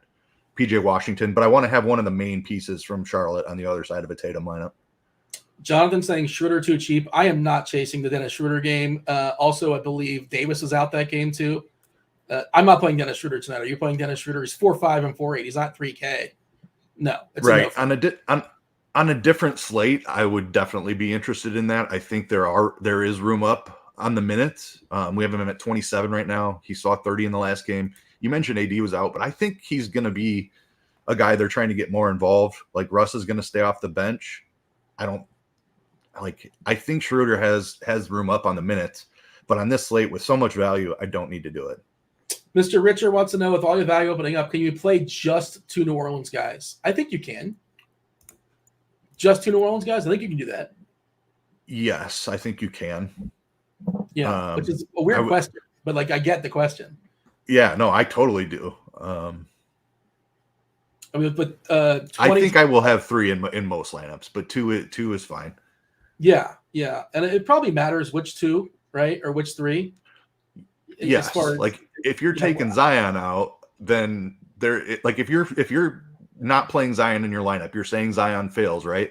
And if Zion fails, these 4K guys are more than likely going to get there, and Valanciunas is probably having a pretty good game as well. Derek wants to know, can you play J-Val and Zion together? I get the question. What do you think? Yeah, you can. You can. I don't love it. I don't know that I will restrict it entirely, but I definitely get the line there. Like, They're competing for the same rebounds. If New Orleans is playing against like Minnesota, I feel a lot better about Valanciunas closing. I still think there's a chance he doesn't close tonight. Like in Zion closes at the 5. Like that wouldn't surprise us. That would not surprise me at all. Crunch time crew is here, Dean. Sweet. Chief Meteorologist Kevin Roth. We got Andy Means back from his vacation. STL Cards as well. Hey, Cards, do you like any value plays tonight? You find any value in this slate? Having a tough time finding some. Going to need to see what Andy has to say. I don't know if we'll be able to get there tonight.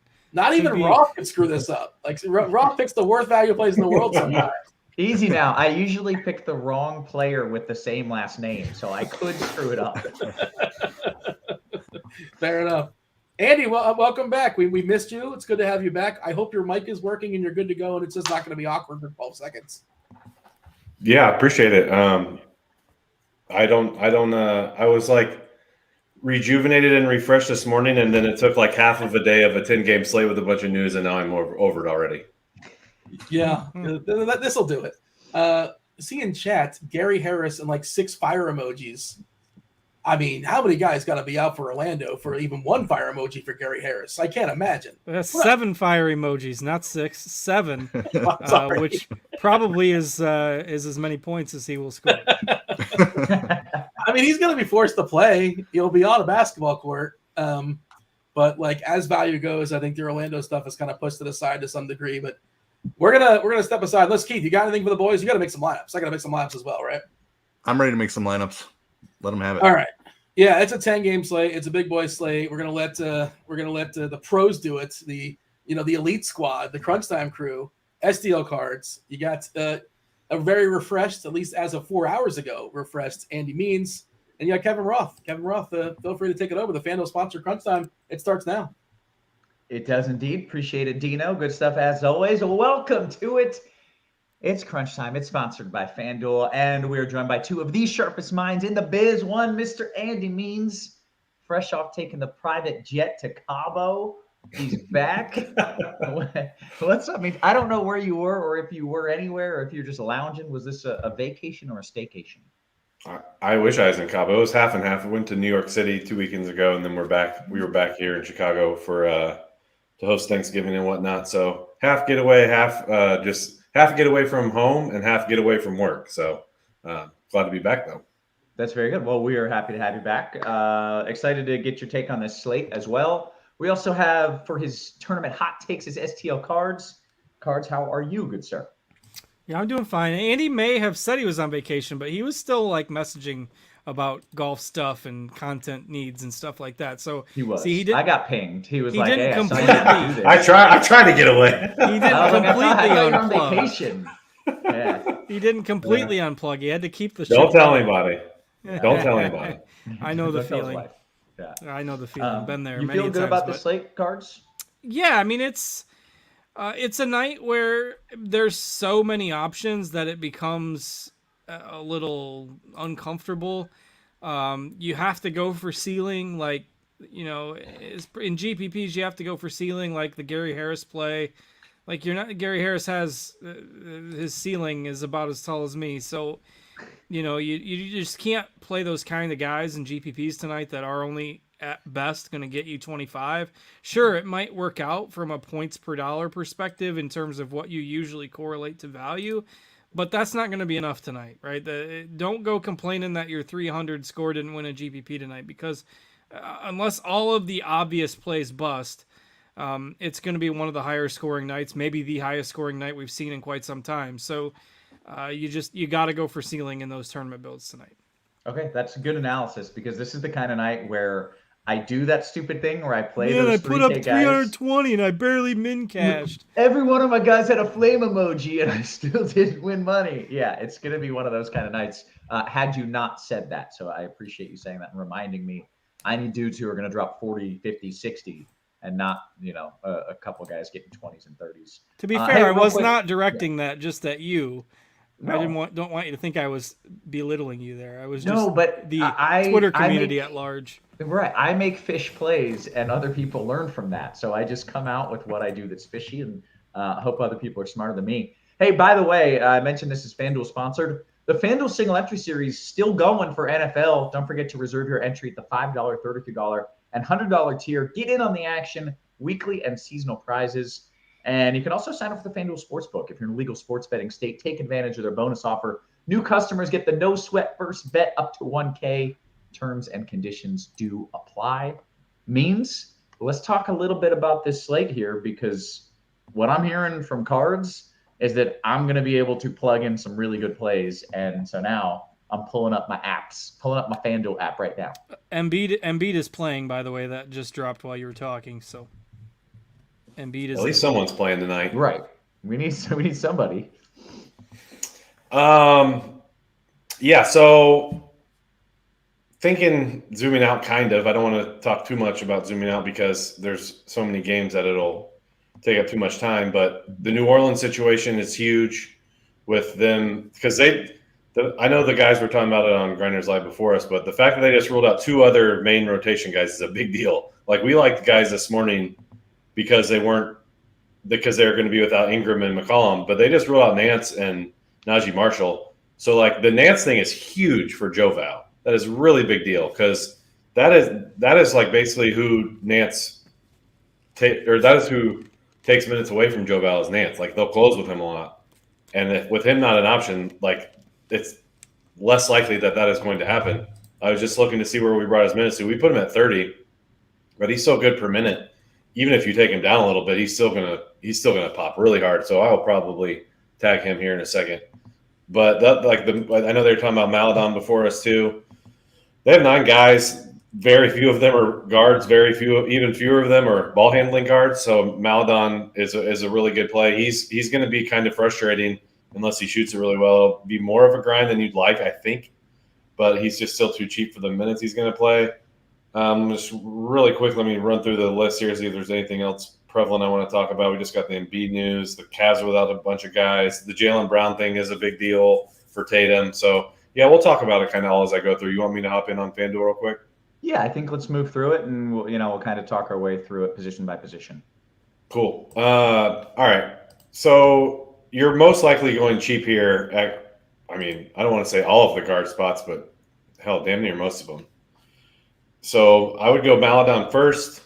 I would probably go Alvarado second, and those guys are both only point guard eligible, which is rare on FanDuel. It's actually crazy. I have point guard filtered right now, and those are the only 2 that have just point guard eligibility out of the first 12, 15. Everyone else has shooting guard at least. So that's going to swallow up your point guard positions, but that's fine because, like we see, everyone else has shooting guard, especially if guys we're going to like. So moving on to shooting guard, this is maybe where you spend up a little bit. Guys I would be looking at in this range would be, if you're going way up, I would go Kyrie. I would prefer to spend up at forward for Tatum and Zion, as you can see. But then we're talking about guys like Clarkson. We're talking about guys like Levine, Bruce Brown. He has played really well in games without Michael Porter. I think he averages like 36, 38 FanDuel points in the 3 games without Michael Porter, and he's 5'7". I think he's a phenomenal option in all formats tonight. And then I don't know if I said Smart, but he's the same price as Clarkson. Those guys are all really good plays. So that's a handful of options in all different price tiers. Didn't even mention Herb Jones, but I can save him for small forward since he has that eligibility also. I still would rather play Trey Murphy than him. I still have Trey Murphy tagged, but Herb's at 300 more and is perfectly fine. Tatum, I know there's going to be some minutes concern with Tatum. And normally this would be one of those things where I say, if the Celtics are going to blow them out, then it's going to be on the back of Tatum. But the Celtics are just so good. I don't want to say organizationally, but their system is so good. They're well coached. Their players do the right things all the time. Like, they can still blow out Charlotte without Tatum having a good game. That being said, I still think you play him. If you're running, if I was running, I'm trying to think how to say this. Basically, you probably want to keep him here at 38 if you're thinking this game stays relatively close. I would drop, if you're trying to not get a lot of them, drop his minutes down to 35 or 36. That'll take him out of just popping up in everything. but for cash games, I would definitely play him. It's basically those three guys at small forward, and Tatum has power forward, so we can go over there too, where you have Zion, obviously. I think there's a chance. I was just looking at our underlying rates. Well, I guess I was looking at them before the most recent news broke, which means even more guys are out. I think there's a chance we could be even light on him. And I'm saying that with per minute, and I'm saying this with minutes too, because he's been back 3 games, and the 3 games since he's been back, they've been a part of blowouts in every game. A couple, 1 or 2, both sides lost and a win. He played 30 minutes last game, and he didn't touch the court in the fourth quarter. So there's probably I would say they probably don't want to go past like 35 would be my guess with him, but there's definitely room for more there. And his per minute stuff, like it's small samples without Ingram and McCollum, just because they haven't had this roster very long. But his rates are really, really good. So I think he's a no-brainer cash games. Let's see, any other guys here besides Grant Williams, 4.2, Jalen McDaniels, 4.5. Those are going to be fillers. Kelly Olynyk, 5.3. But in general, I want to spend here with Zion and then Tatum. You can move Tatum to small forward if you want. Then real quick at center, I don't think there's much to talk about from a cash game perspective because I think you play Joval. Even if you get like the worst case scenario on his minutes, like I still think just with guys being out too, like let's say he gets like 25, like I think you're going to be happy. He's 5.5. Like that is a really, really cheap price tag for this guy. So, and I didn't even mention the fact that OKC sneakily been one of the better matchups in the league. They were a really good defense last year. That slipped a little this year. And they're playing faster this year than they were playing last year. So sneaky good matchup here. Kind of one of those perfect storms I always talk about with guys being out and getting a good matchup, prices being down. That like fits the Pelicans to a T tonight. And I'm trying to think. Yeah, so now that I think about it, this might be a question, and I'm just going to try to get ahead of it right now before I pass it back to you guys. But on FanDuel, where you can only play 4 Pelicans, I'm pretty sure the odd man out is going to be you can play 4 in cash, definitely. And I think the odd man out's going to be Herb. Yeah, because I would go – it's going to be between Alvarado and Herb. I think it's going to be Herb for me. I think you play those other 4 guys in cash, Joval, Trey, Zion, and Alvarado. And that's it. I'll pass it back. Okay, very good. Let's talk some tournaments. What stood out to me was right at the top means he said, I think you probably – go cheap at guard. And then he said, scratch that. Everyone definitely go cheap at guard, which makes me think in tournaments, guards, do we want to go the opposite direction there? Well, and the other key point that he mentioned is that Maledon and Alvarado are only point guard eligible. And so many people are going to have that combo tonight because they're only point guard eligible. I want to play Kyrie, or I want to play Clarkson, or I want to play D'Anthony Melton. I'll play them at shooting guard. And so at point guard, I'll take the obvious value with Maledon and Alvarado. And I mean, the common build tonight is just so easy to put together that you're going to see so much duplication that in order to win a GPP tonight, if you want to play those guys and they all go off, all the Pelicans go off, the Boston guys go off, everybody who's chalky goes off, you're going to need that one-off play to be the perfect guy, or else you're going to be, you're looking at a ceiling of 600th place or whatever in your large field GPP. And when Meansy was talking, I ran our optimal on FanDuel, and the optimal came out to 348 for a projection. And then I just tried building like a balanced lineup, which nobody's doing tonight because the 2 guards are 4,100 and 4,700. So that basically allows you to spend wherever you want with the rest of your lineup. But if you I did a whole lineup with nobody above $8,700 and still using all but like $200 of the salary. So basically trying to go as balanced as you can across the board. And I still got a projected fantasy point total with a lineup that I liked of 333 points. So yeah, optimal's at 348. You're not giving up 15 points of projection in cash game lineups. But if you get a balanced lineup that you really like, and maybe you don't do it quite as contrarian as I did with that lineup that came out to 333 or whatever, but the point being, you can still make a balanced lineup that not a lot of people are doing tonight that still makes sense from a tournament perspective. So maybe you use, if you're at point guard, you only use one of Maledon and Alvarado. And for reasons I mean, Meansy was kind of just breaking it down, saying that maybe Jones is the odd man out in cash games, which I think I agree with. I think maybe Alvarado's that guy in GPPs because I really don't think there's a massive ceiling with him. And he's using up one of those guard spots. The guard spots are very plentiful, particularly for value tonight. So maybe you use one of those point guard, shooting guard eligible guys. Maybe you play SGA in GPPs as a super contrarian spend up option on the other side of that game. These are just the things you need to think about in GPPs tonight where you don't have to make your whole lineup contrarian. And I think you can make a case for spending up with contrarian plays and still playing some of the chalky values. But I'm probably not going Maladon, Alvarado together in GPP builds because, combined, they're going to have like 100% ownership. So, right. I think you play one of them and maybe you pair them with even a Halliburton. I think is a little different in a GPP. SGA, spend up for that other guard spot.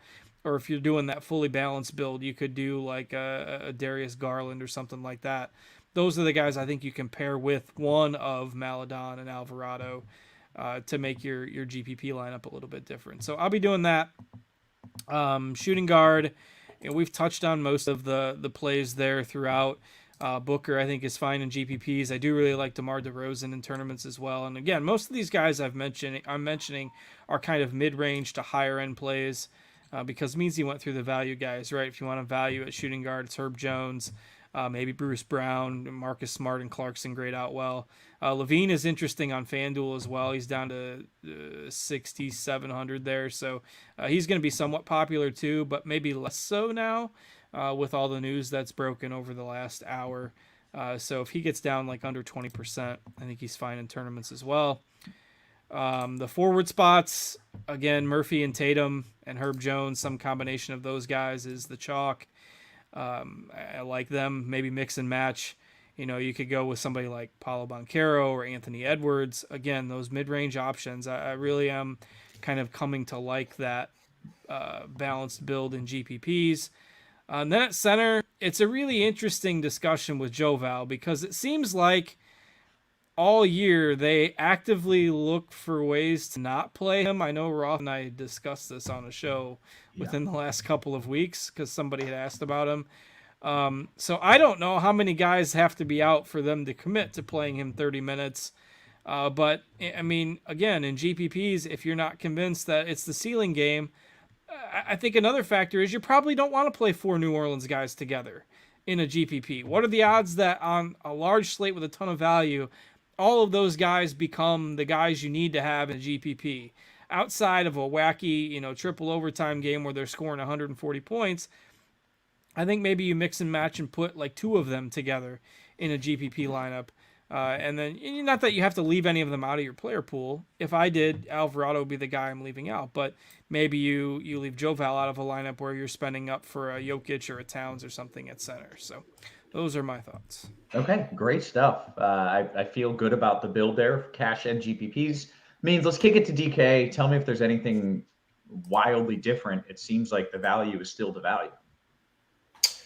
Yeah, you're pretty much right. I have similar guys tagged on DK. One of the first things when you talk about that's a little different is who we're going to play at shooting guard. Because same thing here. Alvarado and Maladon are just point guard eligible, so I still think you play both of those guys. What you're going to do at shooting guard is probably going to be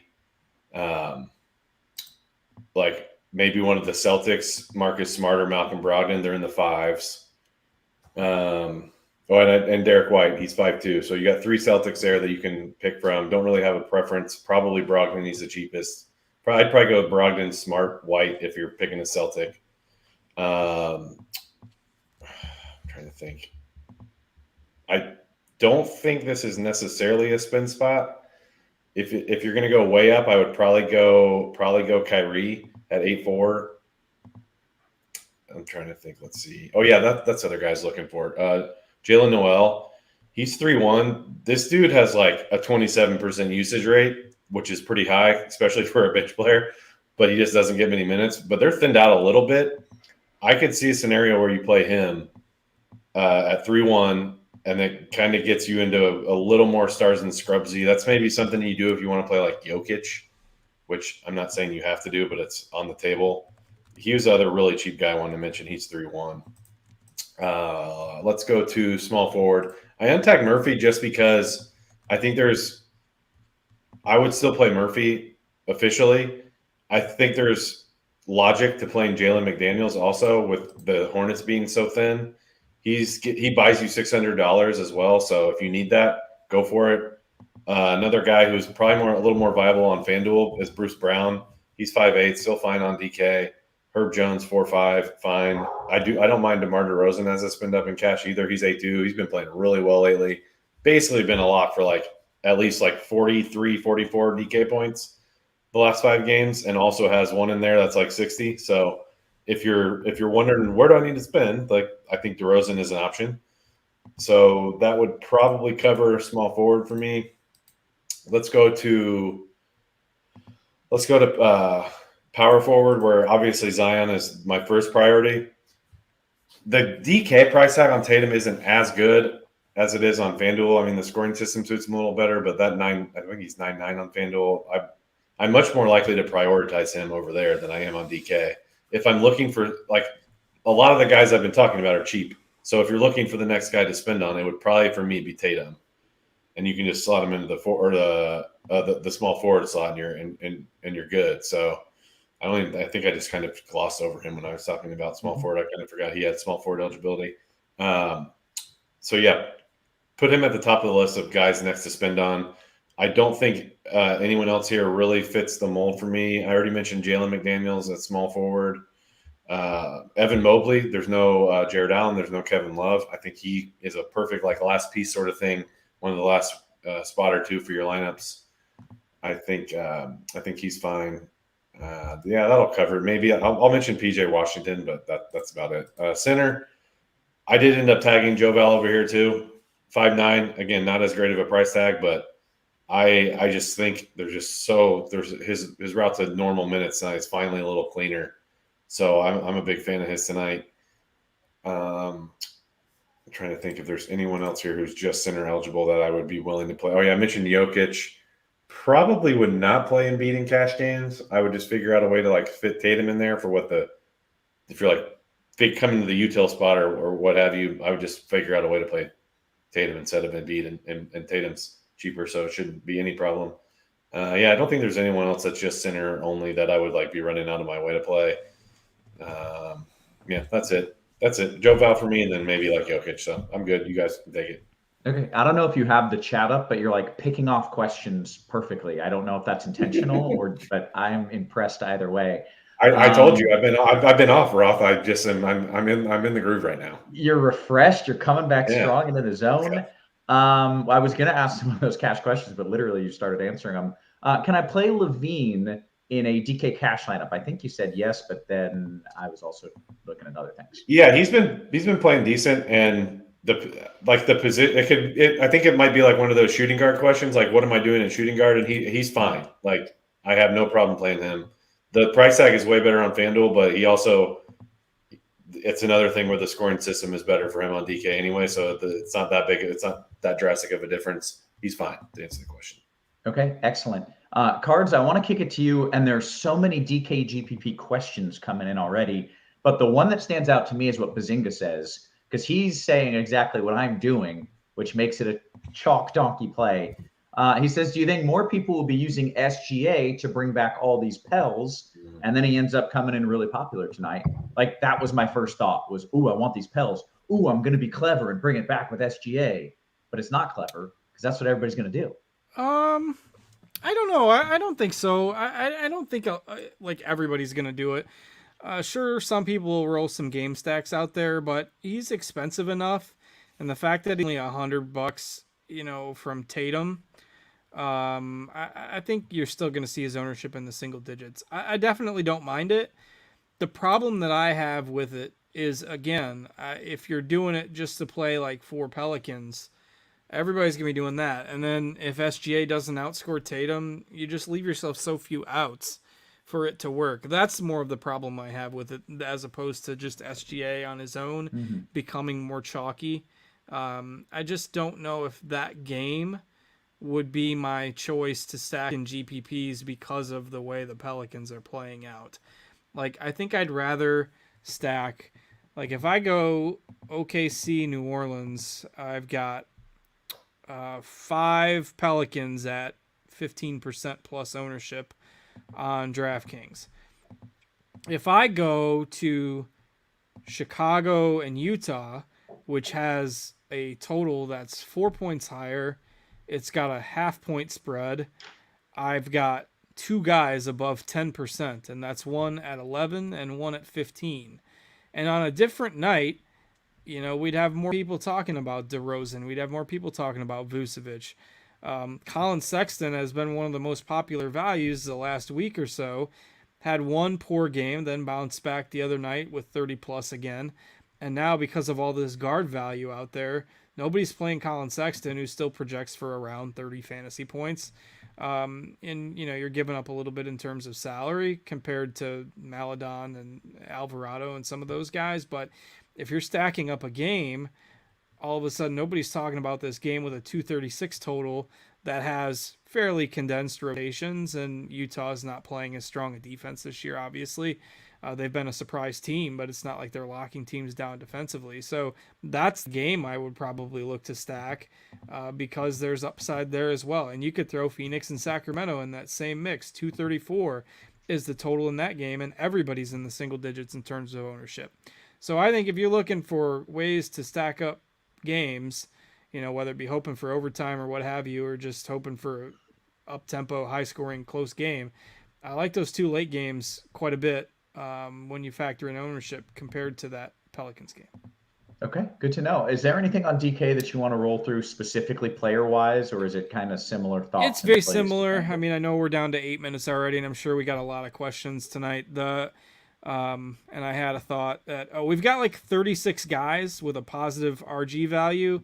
Maybe it's 38. I went and counted them while Andy was talking, and then I've lost track. But a lot more than we normally see with a positive RG value. And like 60% of them are single-digit owned. Like Vucevic, who I just mentioned, SGA, who somebody mentioned, Kuzma, Miles Turner, Porzingis, Gobert, Devin Booker, DeAndre Ayton, who had a massive game over the weekend. Jokic is going to be low owned tonight. Embiid, because his news, you know, came in a little bit late, and the center position is valuable tonight. All these guys are guys that, you know, you can absolutely play in GPPs tonight. And from there, let's take the questions. Okay, very good. Just a side note, I just saw this. Steve-O put it in our Discord here. According to Bleacher Report, Mathurin said before getting drafted, I don't think anybody's better than me. LeBron's going to have to show me he's better than me. And he goes against LeBron tonight. Do we need to pencil LeBron in for 50 real points in the bucket? Like, is this a crazy narrative means? Come on. It's a good one. Everybody's been coming at the king, man. Like this is no different day for LeBron, man. You're not wrong about that. That's true. Yeah. What a quote, man. I have a related story on this, but it can wait till after lock. All right, that works. So let's get to some of these questions. We do have a lot, as you mentioned. We've got about 5 minutes to lock. Get those lineups in. Let's get to it. DKGPP from the boss. Why are people sleeping on Aaron Gordon? Cards, are you sleeping on Aaron Gordon?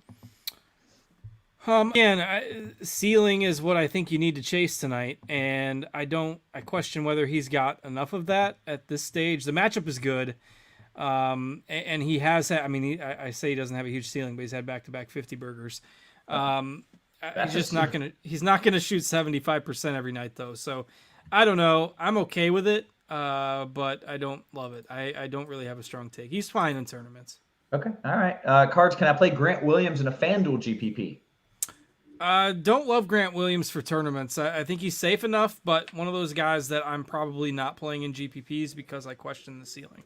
Okay, very good. DK Cash from Freyas means, can we play SGA in cash? Or the question was, is he in cash consideration? He is, but I'm trying to think of the way it takes up your util if you want both guards. Trust me, if you want like the good guards. Yeah, I can promise you. Yeah, it's fine. Like I would rather play Tatum. I can tell you that much, but.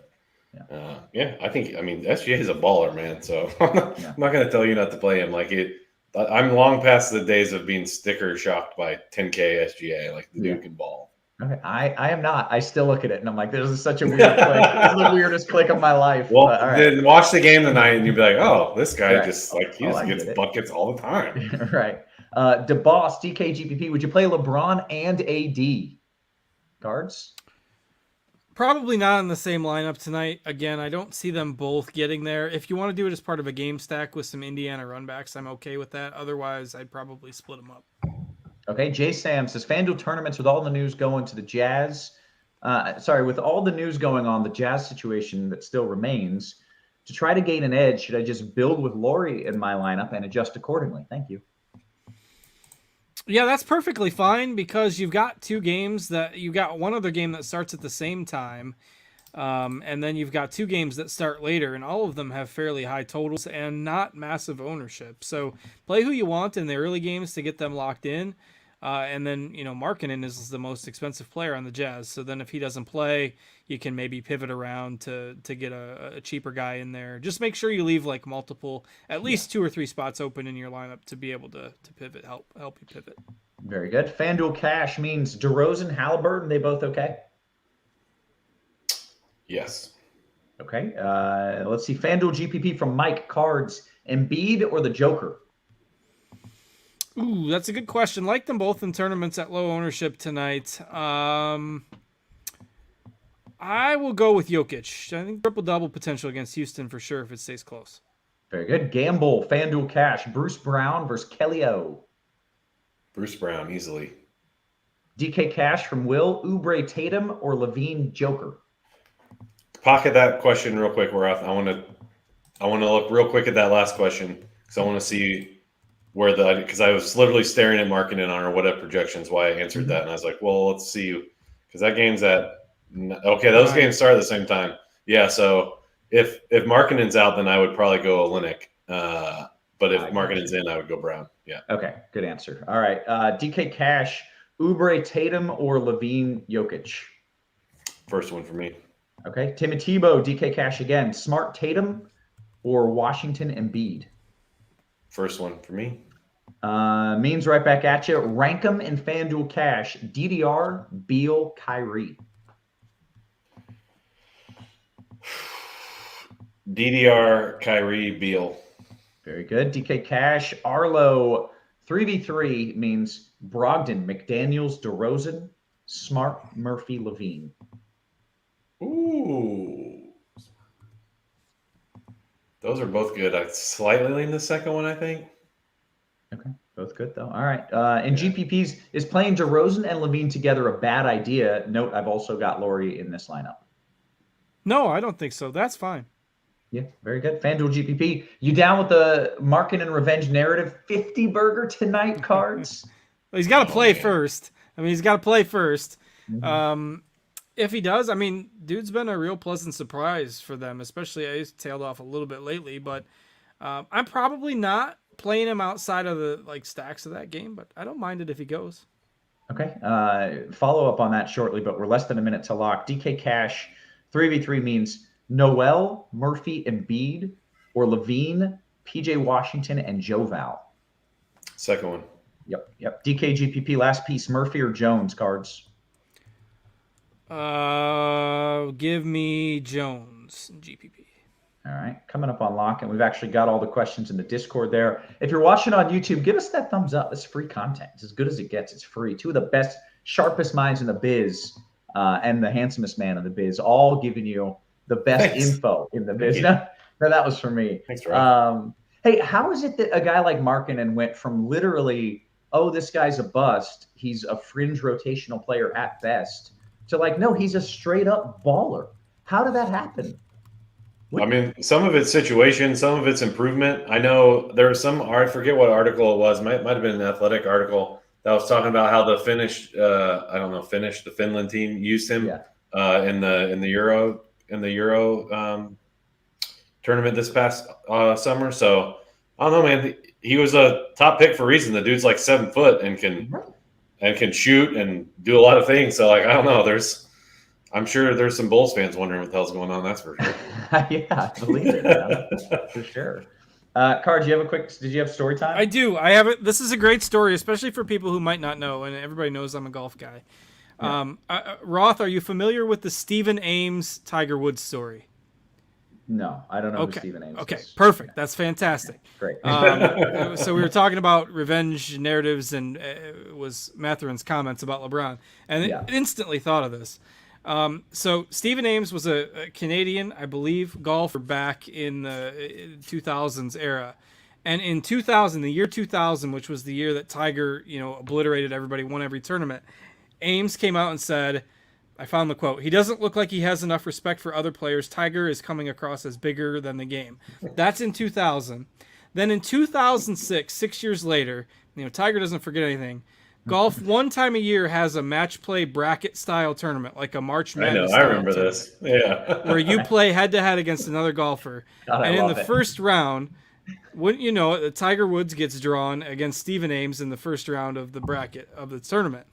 And so Ames had made these comments 6 years ago, which Tiger obviously had not forgotten. And then in 2006, Tiger was hitting it at his best. And so before the match, they asked Stephen Ames for a comment.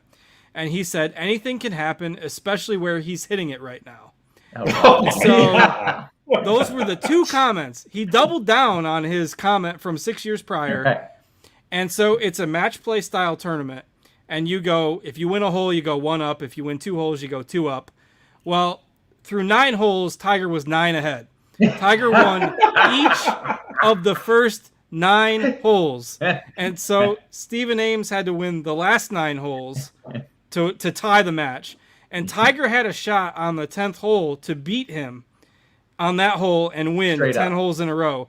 And he missed the putt. And then they ended up tying the hole, and the match was still over because he was ahead by 9, and there was only 8 holes left. But Tiger was pissed that he missed that putt because he would have been able to beat him by 10 in 10 holes. It's the biggest obliteration that you'll ever see in the game of golf. And Tiger was like locked in, upset the whole round. Cards wasn't that like after it? Didn't they ask him about it? And his only answer, what'd you think of the comments? He goes 8 and 9. Yeah, like they asked him again. He's like 8 and 9 or whatever 9 and 8. 9 and 8. Sorry, And eventually he said, you could say that or something. And then he did an interview like years later saying that he was still upset that he missed the putt to beat him by 10. That was the first thing that came to my mind when you said, the comments about LeBron and so, LeBron's going to go off for like 70 tonight. But oh my God, to double down on your comments and then get absolutely destroyed. The video clip of like the end of each hole is like, there's like a 20-minute highlight video on YouTube. Check it out sometime. It's fantastic stuff because Tiger was so upset and he just beat the floor with him. It's good stuff. And, I don't know. It was the first thing I thought of, and I had to. I vividly remember that. I vividly remember that press conference when they asked him because he's just stone faced when he answers. Yeah. And he ended up like that was in the first round, and he ended up losing in the round of 16 or something. But nobody remembers that. Everybody remembers that he just wiped the floor with this scrub that tried to put him down twice. Anyway, that was my story. Well, that makes me think LeBron 50 burger is indeed in play. We'll see if he's got that dog in him like Tiger does. Hey, I think with that, we are going to get on out of here. So for Means, for Cards, for our wonderful production team, always working so hard behind the scenes, guys, we appreciate you. We love you. We will catch you tomorrow. You have been crunched.